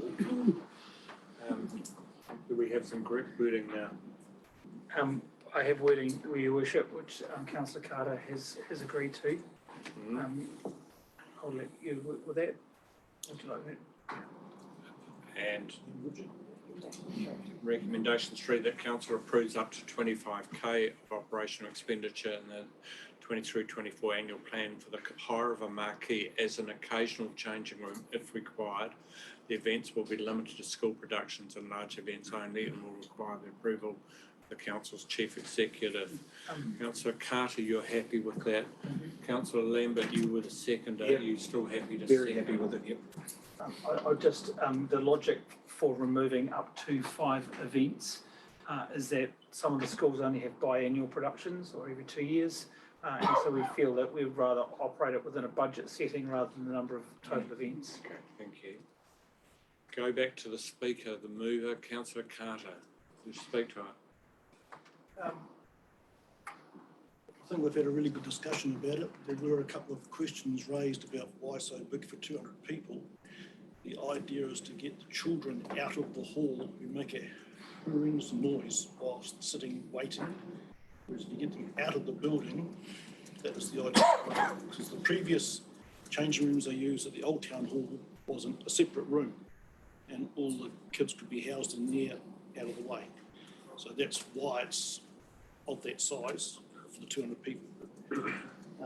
There are areas in the hall that can still be used, yes, but to get them out, waiting, changed, there can be petitions put up in marquees, making it separate areas for different age groups, different sex, whatever. So I'm hoping you will support this, as it's something that the community were trying to get with the build, but that can't happen with the costs that are involved, and hopefully this is a good alternative. Thank you. We've had one speaker in favour, adopting Councillor Wilson's techniques. Councillor Calkin. Can I move an amendment to that motion? Yes. What's your amendment? The amendment would be the amount to be increased from 25 to 45, and the cost not just limited to the hire of a marquee. Can I just stop staff a minute, please? What you can't do is change the recommendation here. It would have to be moved as an amendment. Sorry. Yeah, no, the idea suppose just explain. So the second part would... And the second part is marquee and associated costs to be included as an occasional changing room.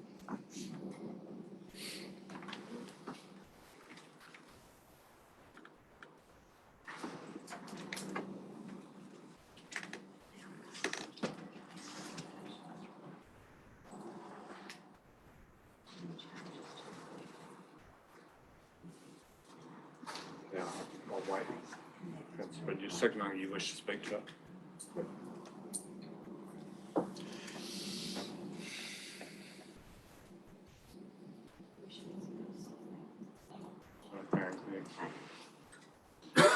Amendments there. Have we got a seconder to that amendment?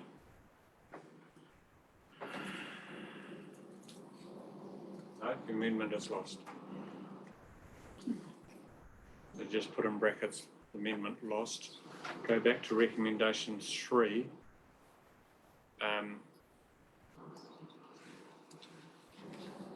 Other speakers to it. Sorry, we haven't actually concluded the amendment in writing yet. That doesn't represent what the councillor had said. I know it's been voted on, but it hasn't actually... Sorry, I should have read it all. Finished. So the amendment was that council approves up to 45,000 of operational expenditure in the 23-24 annual plan for the hire of marquee as an occasional changing room if required. And after marquee to include and associated costs. Sorry, I apologise. Thank you.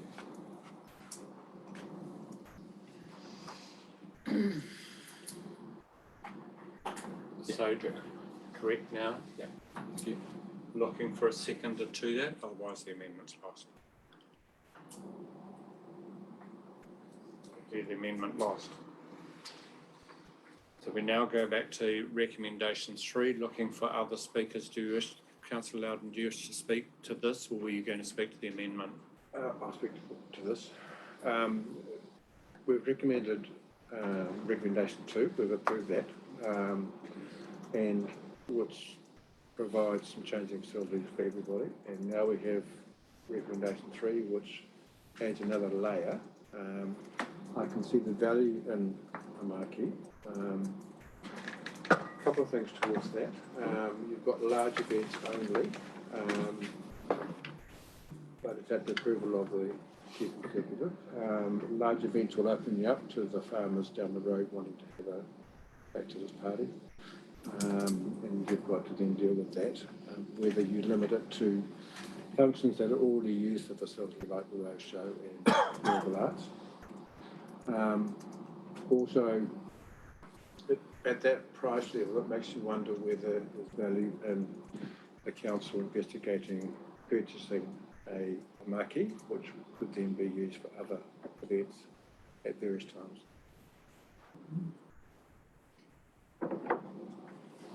Yep. Okay, let's deal with this section by section.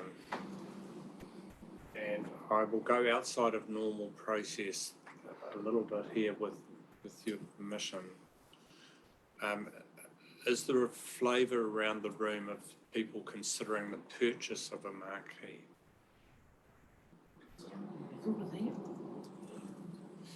Because if there is interest around the room, then I'd be asking you to move a recommendation. I'd be going back to the Chief Executive to take us through any advantages or disadvantages in it. So if you would like to go there, you'll need to move an amendment to the motion.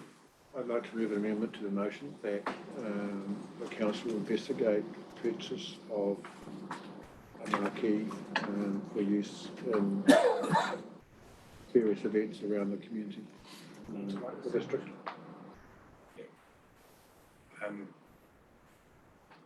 That will need to be written, please. Yeah.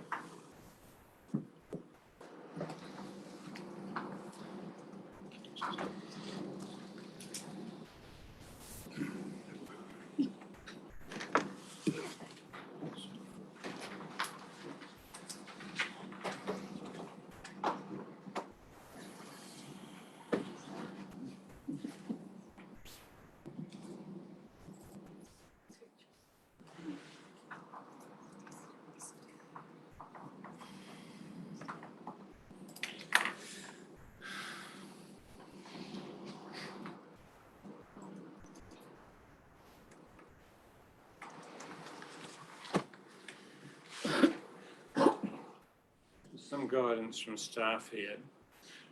Because recommendation 3, if it is carried, approves the budget for the hireage of it, is this amendment absolute? Is it better that it is a secondary motion? That in other words, you take the first motion and you have this as an investigation separate too? Yes, it could be easier as an end function rather than an or. So, with your permission, Councillor, what I'd suggest doing is not moving this as an amendment, but moving it as a foreshadowed motion subsequent to the first. It would be good to just look at the alternatives and to see what options you have.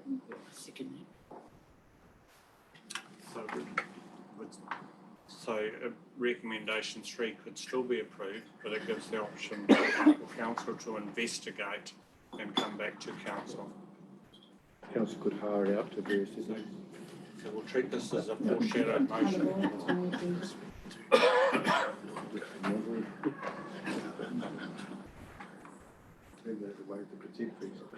Look, go back, we've got a mover of a foreshadowed motion. Just to be tidy, there's a seconder to that. Councillor Calkin, we'll list that and we'll just hold that, and I'll go back and deal with recommendation 3 first. So other speakers to recommendation 3 as it stands. Councillor Calkin speaking to it. Speaking to it, so just want to clarify that I am in agreement with recommendation 3 as it currently stands, and while I did put an amendment to it, we'll still stand by council approving a $25,000 operational expenditure for the use as listed. It will be well received, and it could also be used as a test case for us to be able to then see its functionality for future years. To cut to the chase here, councillors, does anybody wishes to speak against this motion? Councillor Marton. Yeah, I'll speak against it because I think these groups could still apply for funding from our community grants. And I think $25,000 is another cost that we're putting in our budget that's, in my view, uncalled for when there's other options out there. So I'll speak against it. Any other speakers to the motion? I'll go back to right of reply. Councillor Carter, do you wish to write a reply? We have covered it very well, I believe. There is mention regarding purchasing. With that, you require consents and specialised people putting it up, which I don't believe council have. So that's where the hireage of a marquee would be the best option. And you can vary the size in what's required for the events. Thank you. I'll now put it to the vote. Those in favour? Avalanche of hands. Carried. Thank you.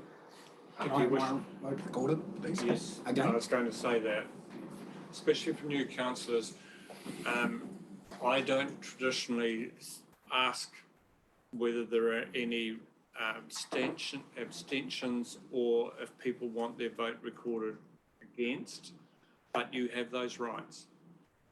So could the minutes please record that, Councillor Morn? Thank you. Now we move to the foreshadowed motion that council investigate the purchase of a marquee for use at various events around the district. That would include, the investigation would include the operationalisation of this if it happened. Councillor Loudon, do you wish to speak to it? I just think there's an opportunity to look at various sizes that might fit various events around the community. We've got various events, Taipi, Huntable, Turakina, Marton, marquee that is branded with the council logo may be very useful as a long-term investment. I feel as though the council needs to get out there in the community with some branding in that way. Thank you. Remember, this is only for an investigation. Other speakers to it? It's okay. So my reason for seconding is purely in that investigation stage. I would like to know pros and cons, cost benefit analysis, and that's why I'm in support of us actually investigating it before we make any informed decision to not proceed. Okay, thank you. Any other speakers? Speak against. I'll speak against it because having your own marquee has its own cost attributed to it, as Councillor Calkin said, Carter said earlier on in the previous motion. You've got to have people put it up, take it down. There's damage that can be happening to it. Just remember that this is only for the investigation. Investigation taking up staff time again in a busy period, and that's what I'm probably more worried about, is another job for the staff to do, which I just don't think is relevant. Thank you.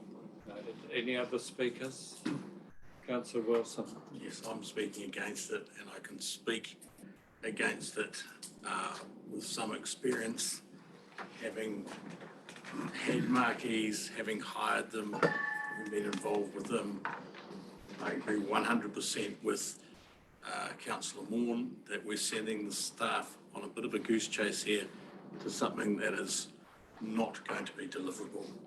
And I wonder if we are just wasting a huge amount of time here on this recommendation. So I'm strongly against it. I'll speak against this. I've owned marquees. They're expensive beasts. They really are. They are. They have to be very, very well maintained. Otherwise they deteriorate quite rapidly. I'll leave it there. So we've had 3 speakers against. I think we've had 3 speakers or 2 speakers for. Anybody else wish to speak for? Speaking for? Yes, I'm speaking for. I've heard I've heard what everyone said. I just think that maybe with the investigation, I don't know why, it might save on wavering fees for people wanting to. I'm for it. Thank you. I'll go back to write a reply. Councillor Loudon. I think this is an investigation into the options, and I think it's been partly why we're here now in the first place is because we possibly haven't investigated everything that needed to be investigated. I'm quite happy to put in some personal time into investigating some of the cost structures and things myself, if that's an issue. I mentioned in an email to Adina and Peter, Gisborne district have disaster pods, and they have large blow-up tents that they put up very quickly to accommodate a large amount of people in a short time. There are options out there now in that space, and I think it needs to be looked at. Now I must put it to the vote. Those in favour of the motion, please raise your hands. So 1, 2, 3, 4. Motion is lost. Sorry. Now we move to, we have an existing recommendation put forward by staff that council request staff not to conduct any further investigational work to construct additional changing rooms at Te Matapi. Instead, request staff to include this potential project within council's 24-34 long-term plan considerations. Does anybody wish to councillor Lambert? No. You're so moving. Looking for a seconder to that. Amend, but I'll second it if I may, and then amend. Certainly. You're seconding. Get it on the table. Just in terms of council time, is your amendment likely? Could you two have a conversation? Yeah. I'm happy to state the amendment. Yep, quite happy to listen to the amendment. What would you be looking to amend it to? That we stop at the end of Te Matapi, remove instead request staff to include this project within the council 24 to 34 long-term plan. Delete that. I'd like to see that deleted. So just councillors, in terms of, I just probably need to explain this. So this wouldn't mean if your amendment was included in your motion, what that would mean is it wouldn't prevent it from being raised by someone or council. That's correct. And what it would mean is that you're not progressing it at this stage. So I'll go back to you, Councillor Lambert. The proposed words, are you happy with them as the mover? Yes. Yes, I am indeed. You're happy to second, obviously. Yes. Right. So that becomes your motion. Mm-hmm. Any questions around this? Any clarification required from staff? You should speak to your motion. I just very briefly, I think this is, when I read this, it jumped out of the page at me. I think this is going to be merciful on so many levels. I could almost substitute the word request to beg. Other speakers to it? We've had one speaker in favour. Councillor Duncan. My question would be, that given the interest within the community around this, is this going to mean that the community are going to have to come, if they wanted to raise it again and bring it into the annual plan, or long-term plan, sorry, beg your pardon, are they going to have... Right to do so. They have the right to do so, but is that going to mean an awful lot more work, or are they just going to come back with the same information if they so... We just have to pursue it as an option. Right, thank you. Any other speakers? Councillor Calco. Great debate, by the way. I would like to speak against this motion. And the reason I would like to speak against this motion is we are still yet to see the project completion paper, which is due to us early in the new year, as I've been advised. And until we know what that project completion paper actually says, it, in my opinion, would be a mistake for us to not do any further investigation or work in regards to this, because I'd like to know what that paper actually says, to be fully informed, to make a true decision in this space. Any other speakers? Can I please have clarification from staff when that report is due? Do we know that? In the first quarter of next year. Thank you. Can I make a clarification that that paper is it's a final budget paper? It's not the project closeout. Yes. Te Matapihi is finished as such. Question. Can I just, hang on, can you just clarify that in terms of councillors as to what is in that paper? So the paper is basically going to give you the final account of the costings that Te Matapihi had, which will include offsetting, for example, the selling of the properties in bulls, but it gives you also an understanding of where the communication of that costing has moved through, because obviously there's a feeling of this project that there was an overspend at some stage. We're wanting to address that by going through the historic information that council has said and what these numbers were they like project costs and construction costs and where they actually started and where we're now finishing. So that's basically all around numbers. It's not going to be giving you probably more information than that. So, just in terms of, I clarified to the Bulls community at a public meeting, took them through all the various stages of expense in terms of the cost of build. What we hadn't done at that stage was sell the properties that were associated to that.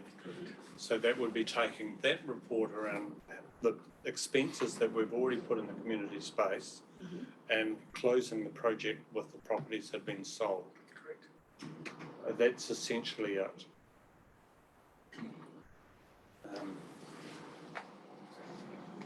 You speaking to the motion, have you got a I'd question? like to speak to the motion directly so that we can get back on track and away from a report that we're yet to see. And whilst I'm very, very keen to see the report, as mentioned by Councillor Kelkin, I fail to see what relevance that has to the motion that is sitting up there in front of us at the moment. It clearly states investigational work to construct additional changing rooms at Te Matapihi. It has nothing to do with anything that is being built prior to that.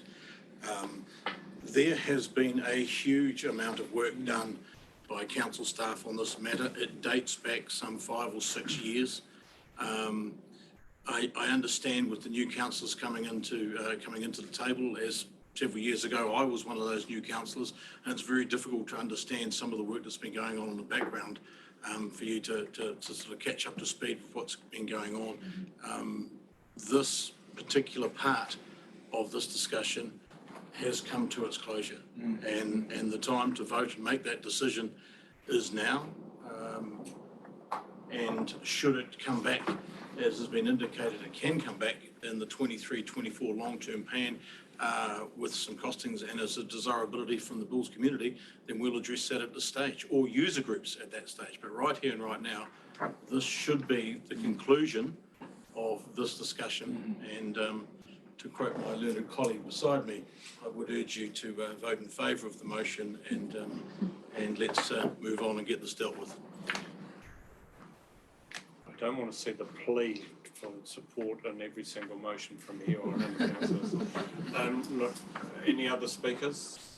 Do you wish to have a right to reply? No, Councillor Wilson could not have worded it better if he'd written it down previously. I'll put it to the vote. Those in favour, please raise your hands. The motion is carried. Thank you very much. Anybody who wants to record it against? Thank you. Thank you. Councillor recorded against. Councillor Loudon recording against. We'll adjourn as required under our protocols, and we'll resume in 10 minutes' time.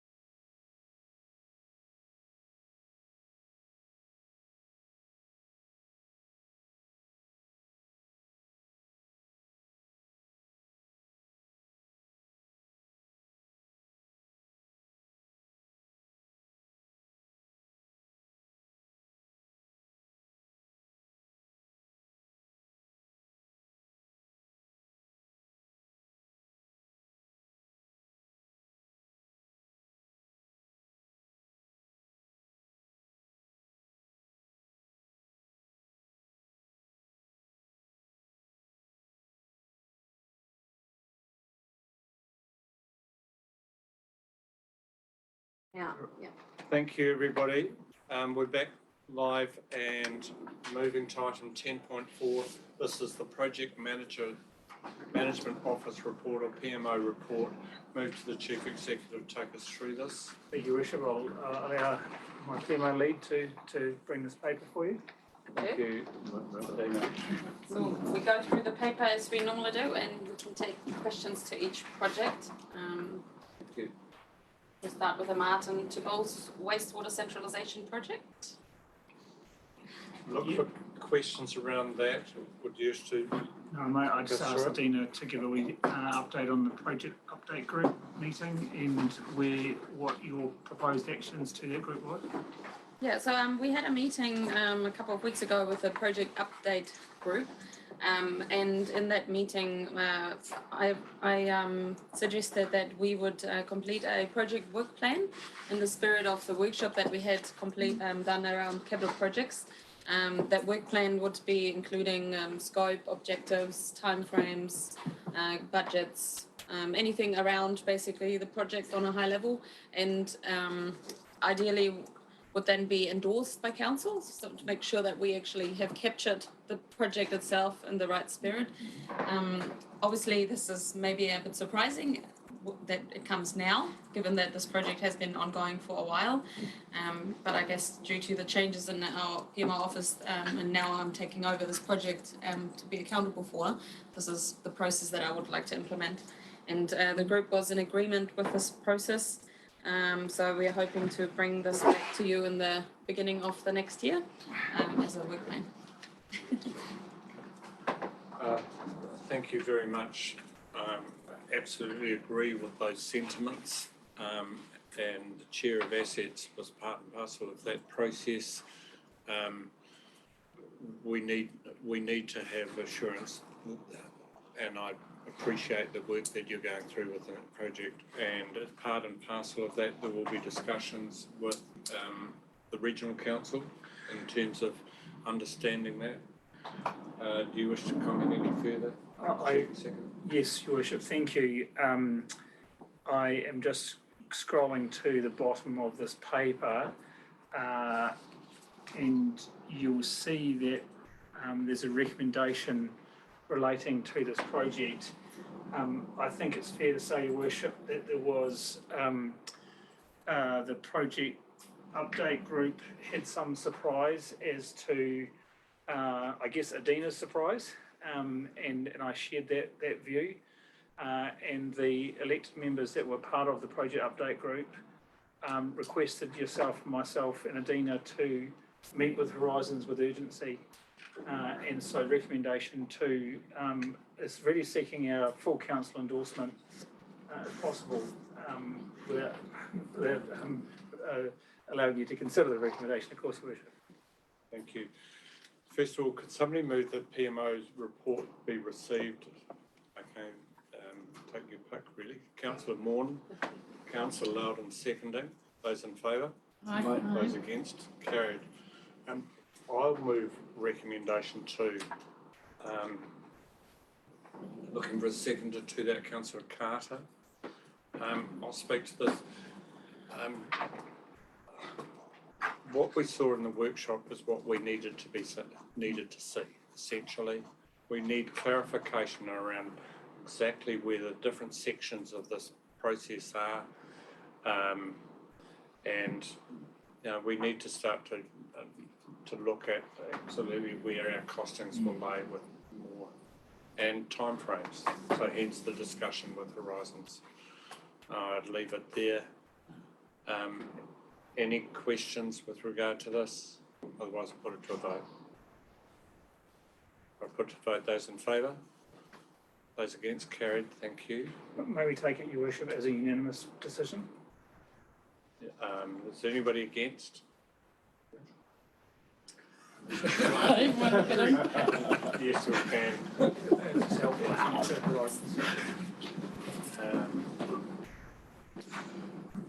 Two. The Marton Industrial Park in Redhill. And no, Councillor Loudon, this is all in the public arena as such. If the conversation gets more searching, will look at there, but I note your declaration of conflict of interest with regard to this. Any questions of this report? Just being pedantic, Makirikiri Road spelled wrong. Can we just correct that, please? Anything else? Thank you. Move on. 3. 3, the Marton water strategy. A brief update on it is that we are, I think it's over 200 metres now with a new pilot hole that we had to start. I had a very interesting report that shows all the soil levels, which is, I haven't seen myself, so I thought that was rather interesting. Yeah. And they're making good progress, so that's good. Well, we get to see that report, that soil report. I mean, I find that sort of thing quite interesting too. So. Yeah, I don't see why not. Thank you. Can you just forward that through to councillors? Anything further there? No? Move on. Marton Civic Centre. So this is still currently in the process of getting the design done for the current facilities here, with the goal to bring you this as an option back, I think we hopefully March, to be in time for the consultation that would start in April. Very pressing timeframes currently with our consultants. There's a lot of delays, people's off again with COVID, you wouldn't believe it. So it's been challenging, but I'm aiming for February, March. Question, Councillor Dalgety. I've got more than one actually. So I just, from the report, I'm just wanting to know those timelines around the earthquake strengthening. When did that start? And is it? I think it's a 7-year timeline to get it done. Is it? Yeah. Can you confirm that? There's 7 or 15. It depends on the use of the building. So for this project? For this one, I think it actually will be 15 because it's not currently going to be. We have a separate EOC with a building out there that needs to be strengthened in 7 years, but because there's a lesser level of importance. Yeah. So when would that date start? I was just wondering if you can include that information in your report. Can you confirm, is there Heritage New Zealand classification on any of those buildings? Do you mean down the road? Yeah. Yes, there is. As far as I know, they're part of our heritage plan, but I can also include that if you want. Thank you. And then I'm just interested in terms of your expert engineers and, sorry, Mr. Chair, is that, okay, can I keep going? See.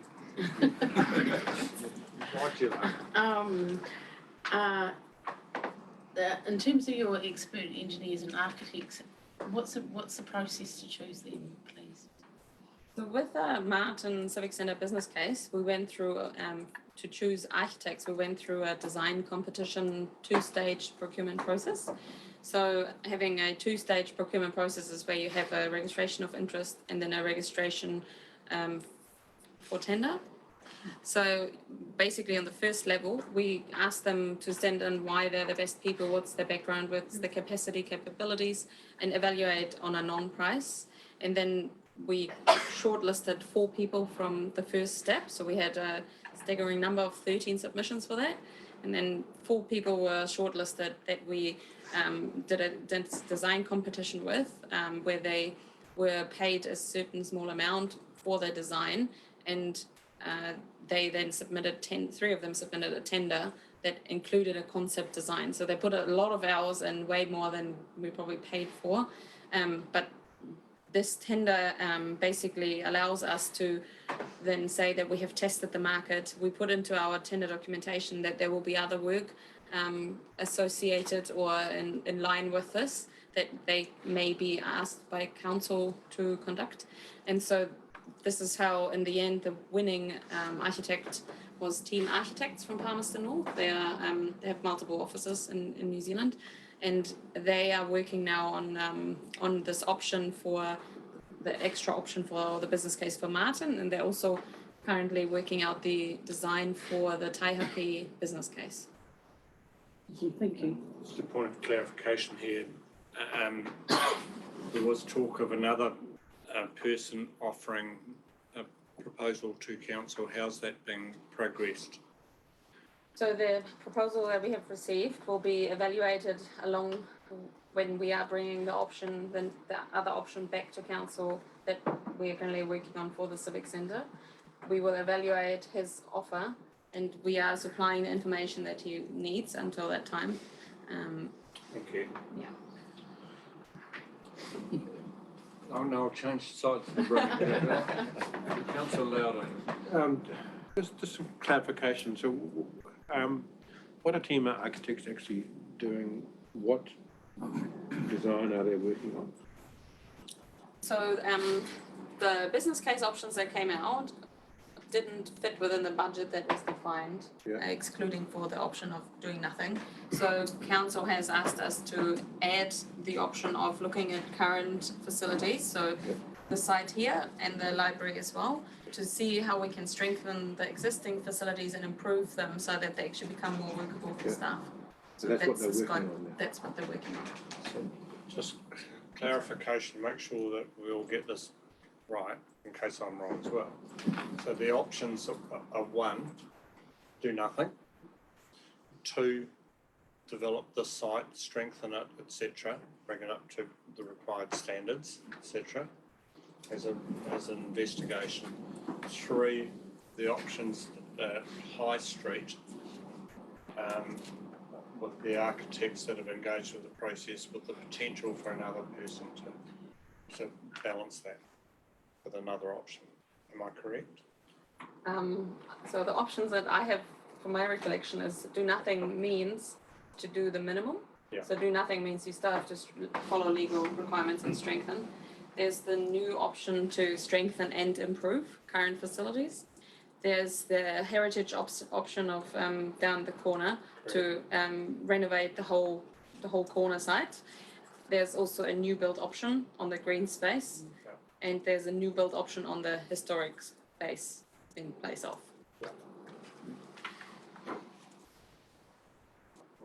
Hesitant here, but Can I just confirm that the team architects, are they heritage architects? Team architects are not classified heritage architects. They have a lot of experience working with specific heritage experts.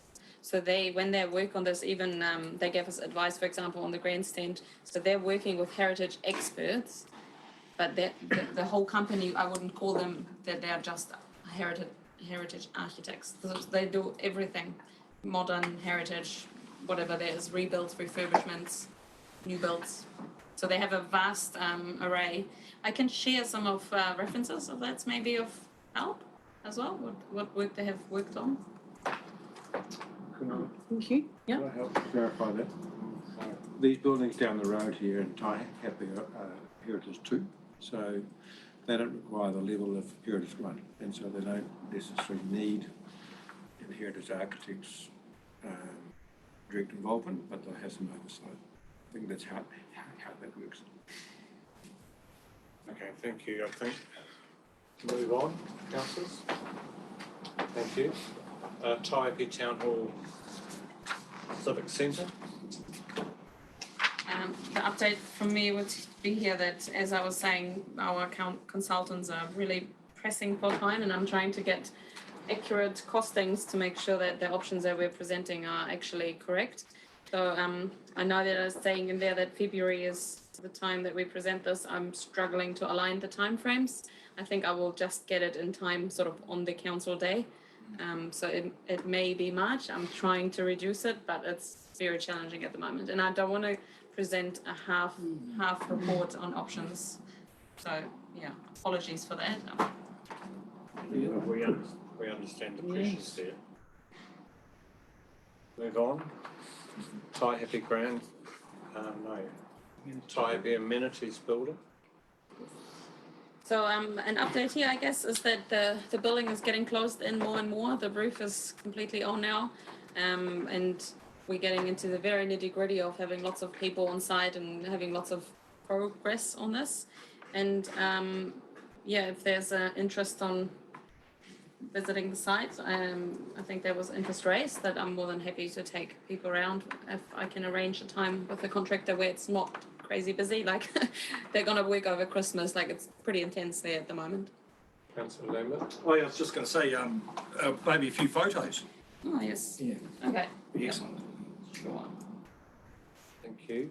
Moving on, Taihape Grandstand.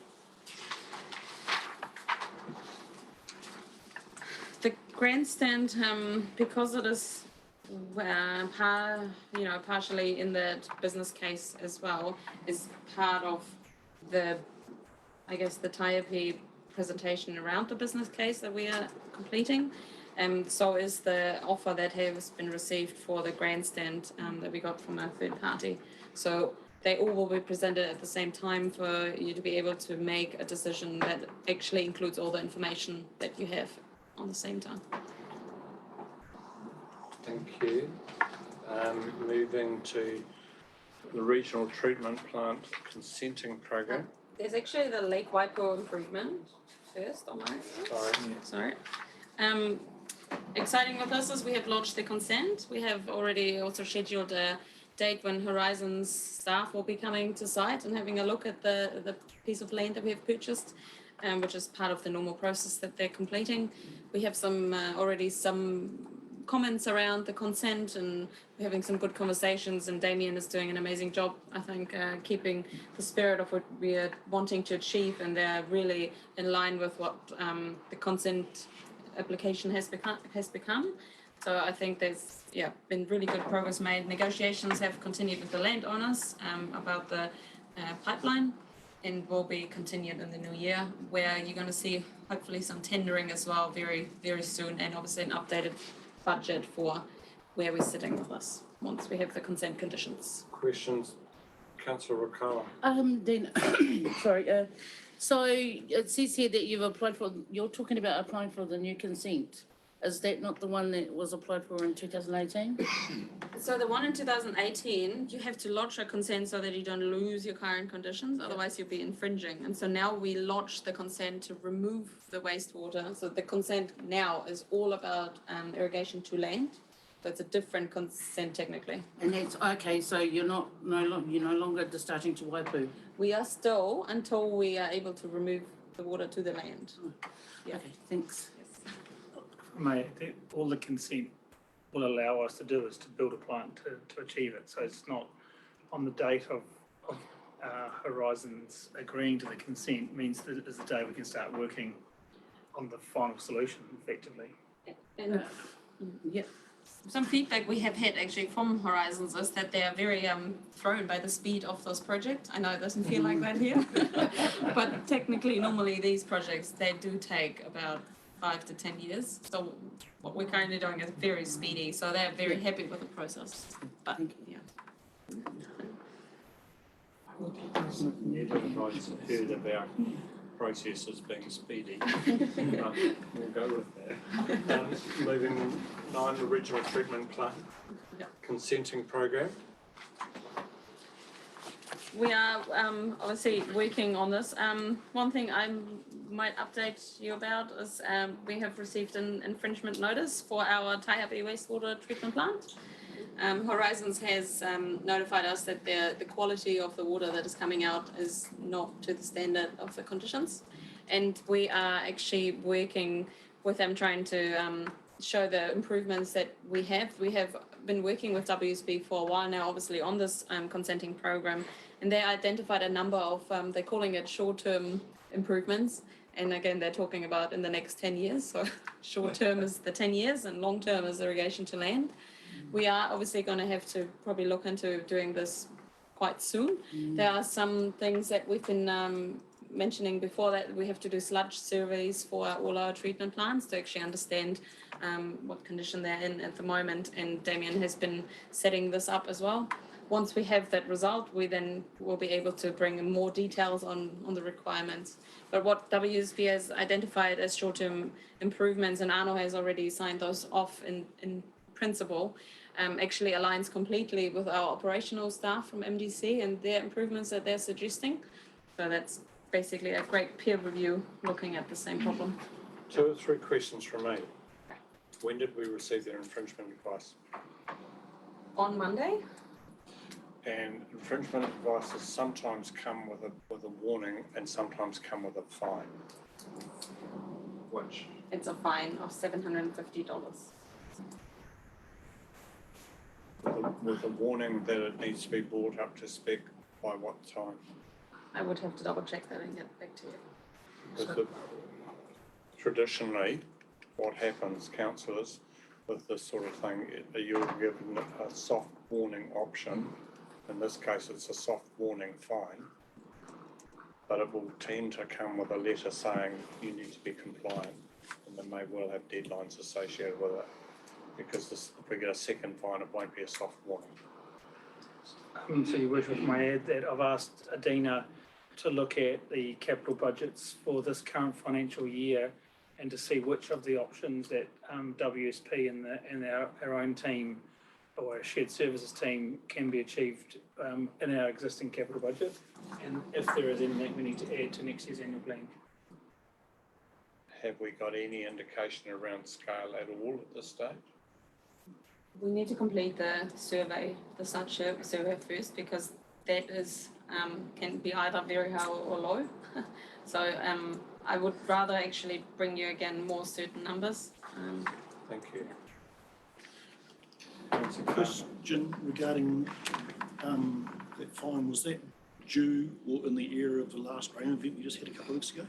Pardon? Sorry, that. Was that infringement due to the last rain event we had just a couple of weeks back? Well, all right. There were two Horizon staff members that have attended a iwi hui that we had in Taihape probably 4 weeks ago, and they have raised the concerns, and they were basically, I guess, preparing us that they just want to see us actually doing some work on the treatment plant, as has been discussed for a little while. So I think they're still in the space of communicating with us. They just want us to do something. Go Councillor Hero and then back to myself, Councillor.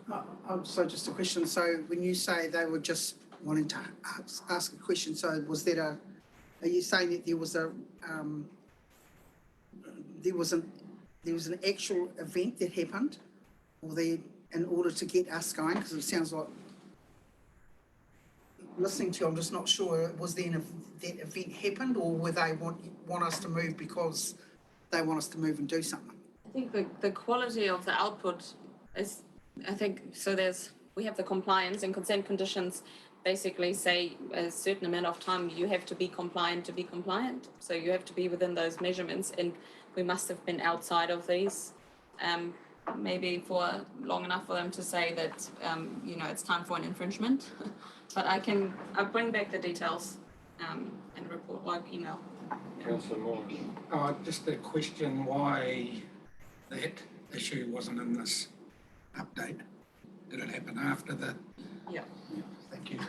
Because the question I have for the Chief Executive here is, we're moving into a council shutdown process. Next council meeting obviously is starting to become more and more important. But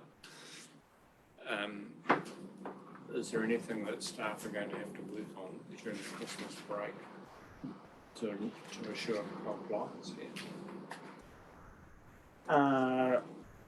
Well, I think we need to, as Adina said, analyse what is required first and what is being requested of us by way of the infringement notice, and we'll then reverse engineer to see what work is required over the winter break, over the Christmas break. I think what I'd like is to have a meeting with yourselves and Chair of Assets so we understand this one. With your, and because we can't go further here. Councillor Cow. Just a question, is this the first warning or notification of infringement we've had in regards to this issue? That I have received, yes. I wouldn't want to say no, it hasn't been. I can find out again. Okay, just in the foreseeable.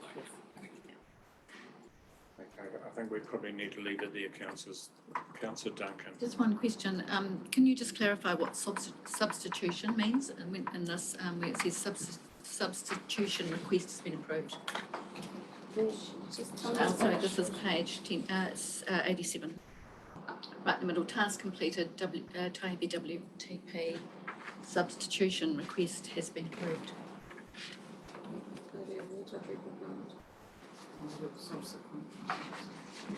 That's fine now, sorry. So it's, yeah. Thank you. Thank you. Move on. Miscellaneous. One thing to probably highlight around the Scots Ferry pump, I know there seems to be a bit of a lack of movement there. Our shared service Manawatu District Council was trying to get a meeting with Horizons Regional Council. We're working, the design has been done, the pump needs to sit on a piece of land, and that land is owned by Horizons. And so we are trying to support them as much as we can with progress on that. Yeah. There's a very little technicality, but yeah. Thank you. Your Worship, if I may, can I give councillors some new information regarding Portorino in this report? Thank you. Councillors from the last training would recall the remediation that's being conducted on the former landfill site on Portorino Road, and at the last council meeting, there was an update and a provision of funding to conclude the works. That conclusion of works, or the proposed conclusion of works, was based on the presumption that we would be relocating the sifted or sorted fill that had come from the former landfill, and we could put it back to site. Councillors, you are always wanting to have some certainty. I want to give you an example of the kind of where we face challenges against Mother Nature. So I have some photographs here. Hopefully we can get them in order. There we go. So in fact, it is in order. So if you could just enlarge that, possibly, Crystal. Thank you. So you'll see this is an old map, and the various lines within the map. So you'll see here that the red boundary is where the river used to be in 1942. The yellow, 1952, it had moved all over here. 2004 is within the black, and obviously the image is where it was in 2019. And you'll see this area here is effectively where the landfill is, and predominantly in this area here, which is bare.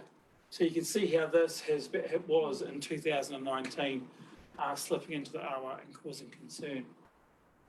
So if I look at the next slide, I'm now going to zoom in on that bit that was bare land for a second. And you'll see, obviously, the edge of the river here.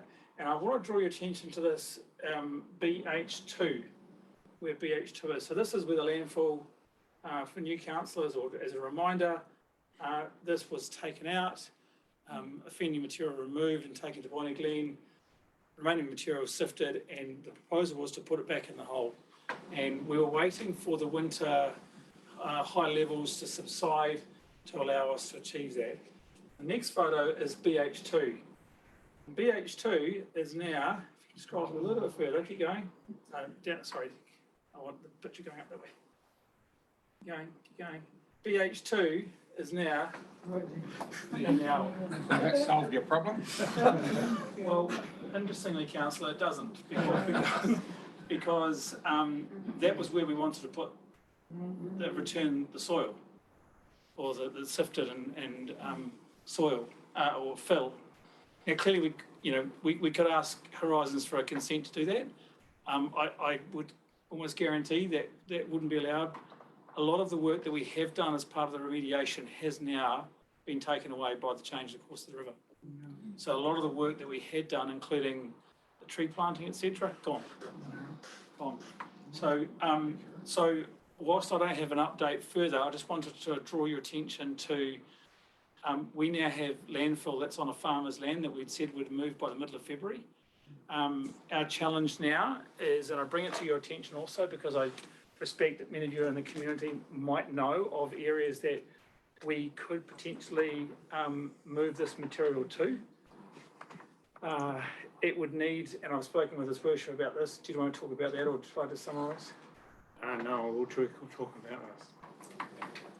What I'm really concerned with is a huge amount of material that came out of this was taken to Bonnie Glen and put into Bonnie Glen at an enormous expense. And why was it taken to Bonnie Glen? Because it was determined to be hazardous, essentially by Horizons and so on. So I would want an absolute sign-off by Horizons that any material to be removed from the site is not determined to be hazardous, because otherwise you could, an obliging farmer could say, oh, that'd be great, I'll fill in this gully a little bit, and it turns into a hail site, a hazardous site. So I wouldn't be party to it being transported off-site unless we have the written authority to be able to do so, no impact. Worship, why would we be asking Horizons to supply us that surety? Why wouldn't we be doing our own soil testing through the appropriate sources and measures of a hail site, which everybody is required to do? Well, whoever can get me absolute clarity that it won't be regarded as hail material. The only way to do that is to have the soil tested, and I'm a little surprised that we haven't done that already. Well, we did it. Essentially, we did it on this site. So there would be records to say that the soil has been tested. What's that? There would be records to say that the soil has been tested and would also indicate the level of contamination of the soil. So when they took the soil out of that site, we were given reports to say that there was no problem until very near the end of the process where they said, we have got a problem. There was stuff that was in the site that was deemed to be hazardous. It was right near the end of our reports that there was plastic contamination, but there was nothing to be concerned about. There was plastic metal. Then at the last stages, we had reports to say that there was some hazardous material. And it was taken to Bonnie Glen. It still doesn't answer the question about the condition of soil that is currently remaining on site, which we're unable to put into B2, clearly because it's got a river running through it. Still doesn't answer the question, what is the condition of the soil which has been sifted, which is currently sitting on site? And if we do not have a test for it, why haven't we? I would have to assume, unless somebody has got some documentation to say that it's not contaminated, that it is contaminated in some way or form. If I may, this is effectively an advance advice to you of the document, and this is a photograph taken just in the last week or so. And so we will work through that, and obviously where there are governance implications, I'll bring that to you. But if anyone knows of someone that we could potentially talk to, subject to contamination, as His Worship correctly says, please, if you direct them to me. If we need to take everything to Bonnie Glen, it would incur a considerable cost. How much soil is there? We can tonnages earlier, but it's a significant Somewhere area. between 3,000 and 6,000 cubic metres.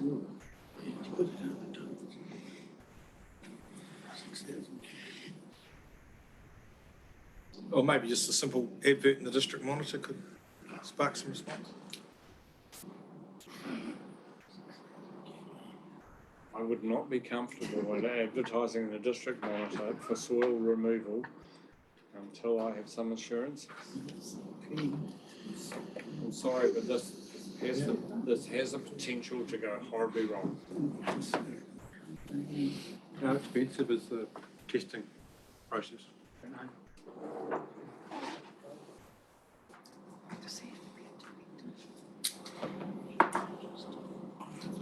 Okay. One further question? Yeah. Where is it, where is the information around the restrictions on a hail site available? I would So, presume, hail site, the restrictions of use are often tied up with the resource consent as to what you want to do with it. So, for instance, there are a number of hail sites that have been used, partially treated, or that still retain a hail site, and they've been sealed with concrete for some reason or other, and use has then been allowed. But it would have to go through a process, including its use. Yeah, MFE, the MFE websites. Just thinking a bit further, if it is a hail site, then the farmer where it is at the moment, we may be up for some litigation, I would assume, as well. I don't know, we're jumping to all sorts of problems, we're jumping to all sorts of conclusions here. Yeah. All I'm saying is, I would want assurance that we weren't getting into a difficult position. I think that's as far as we can go.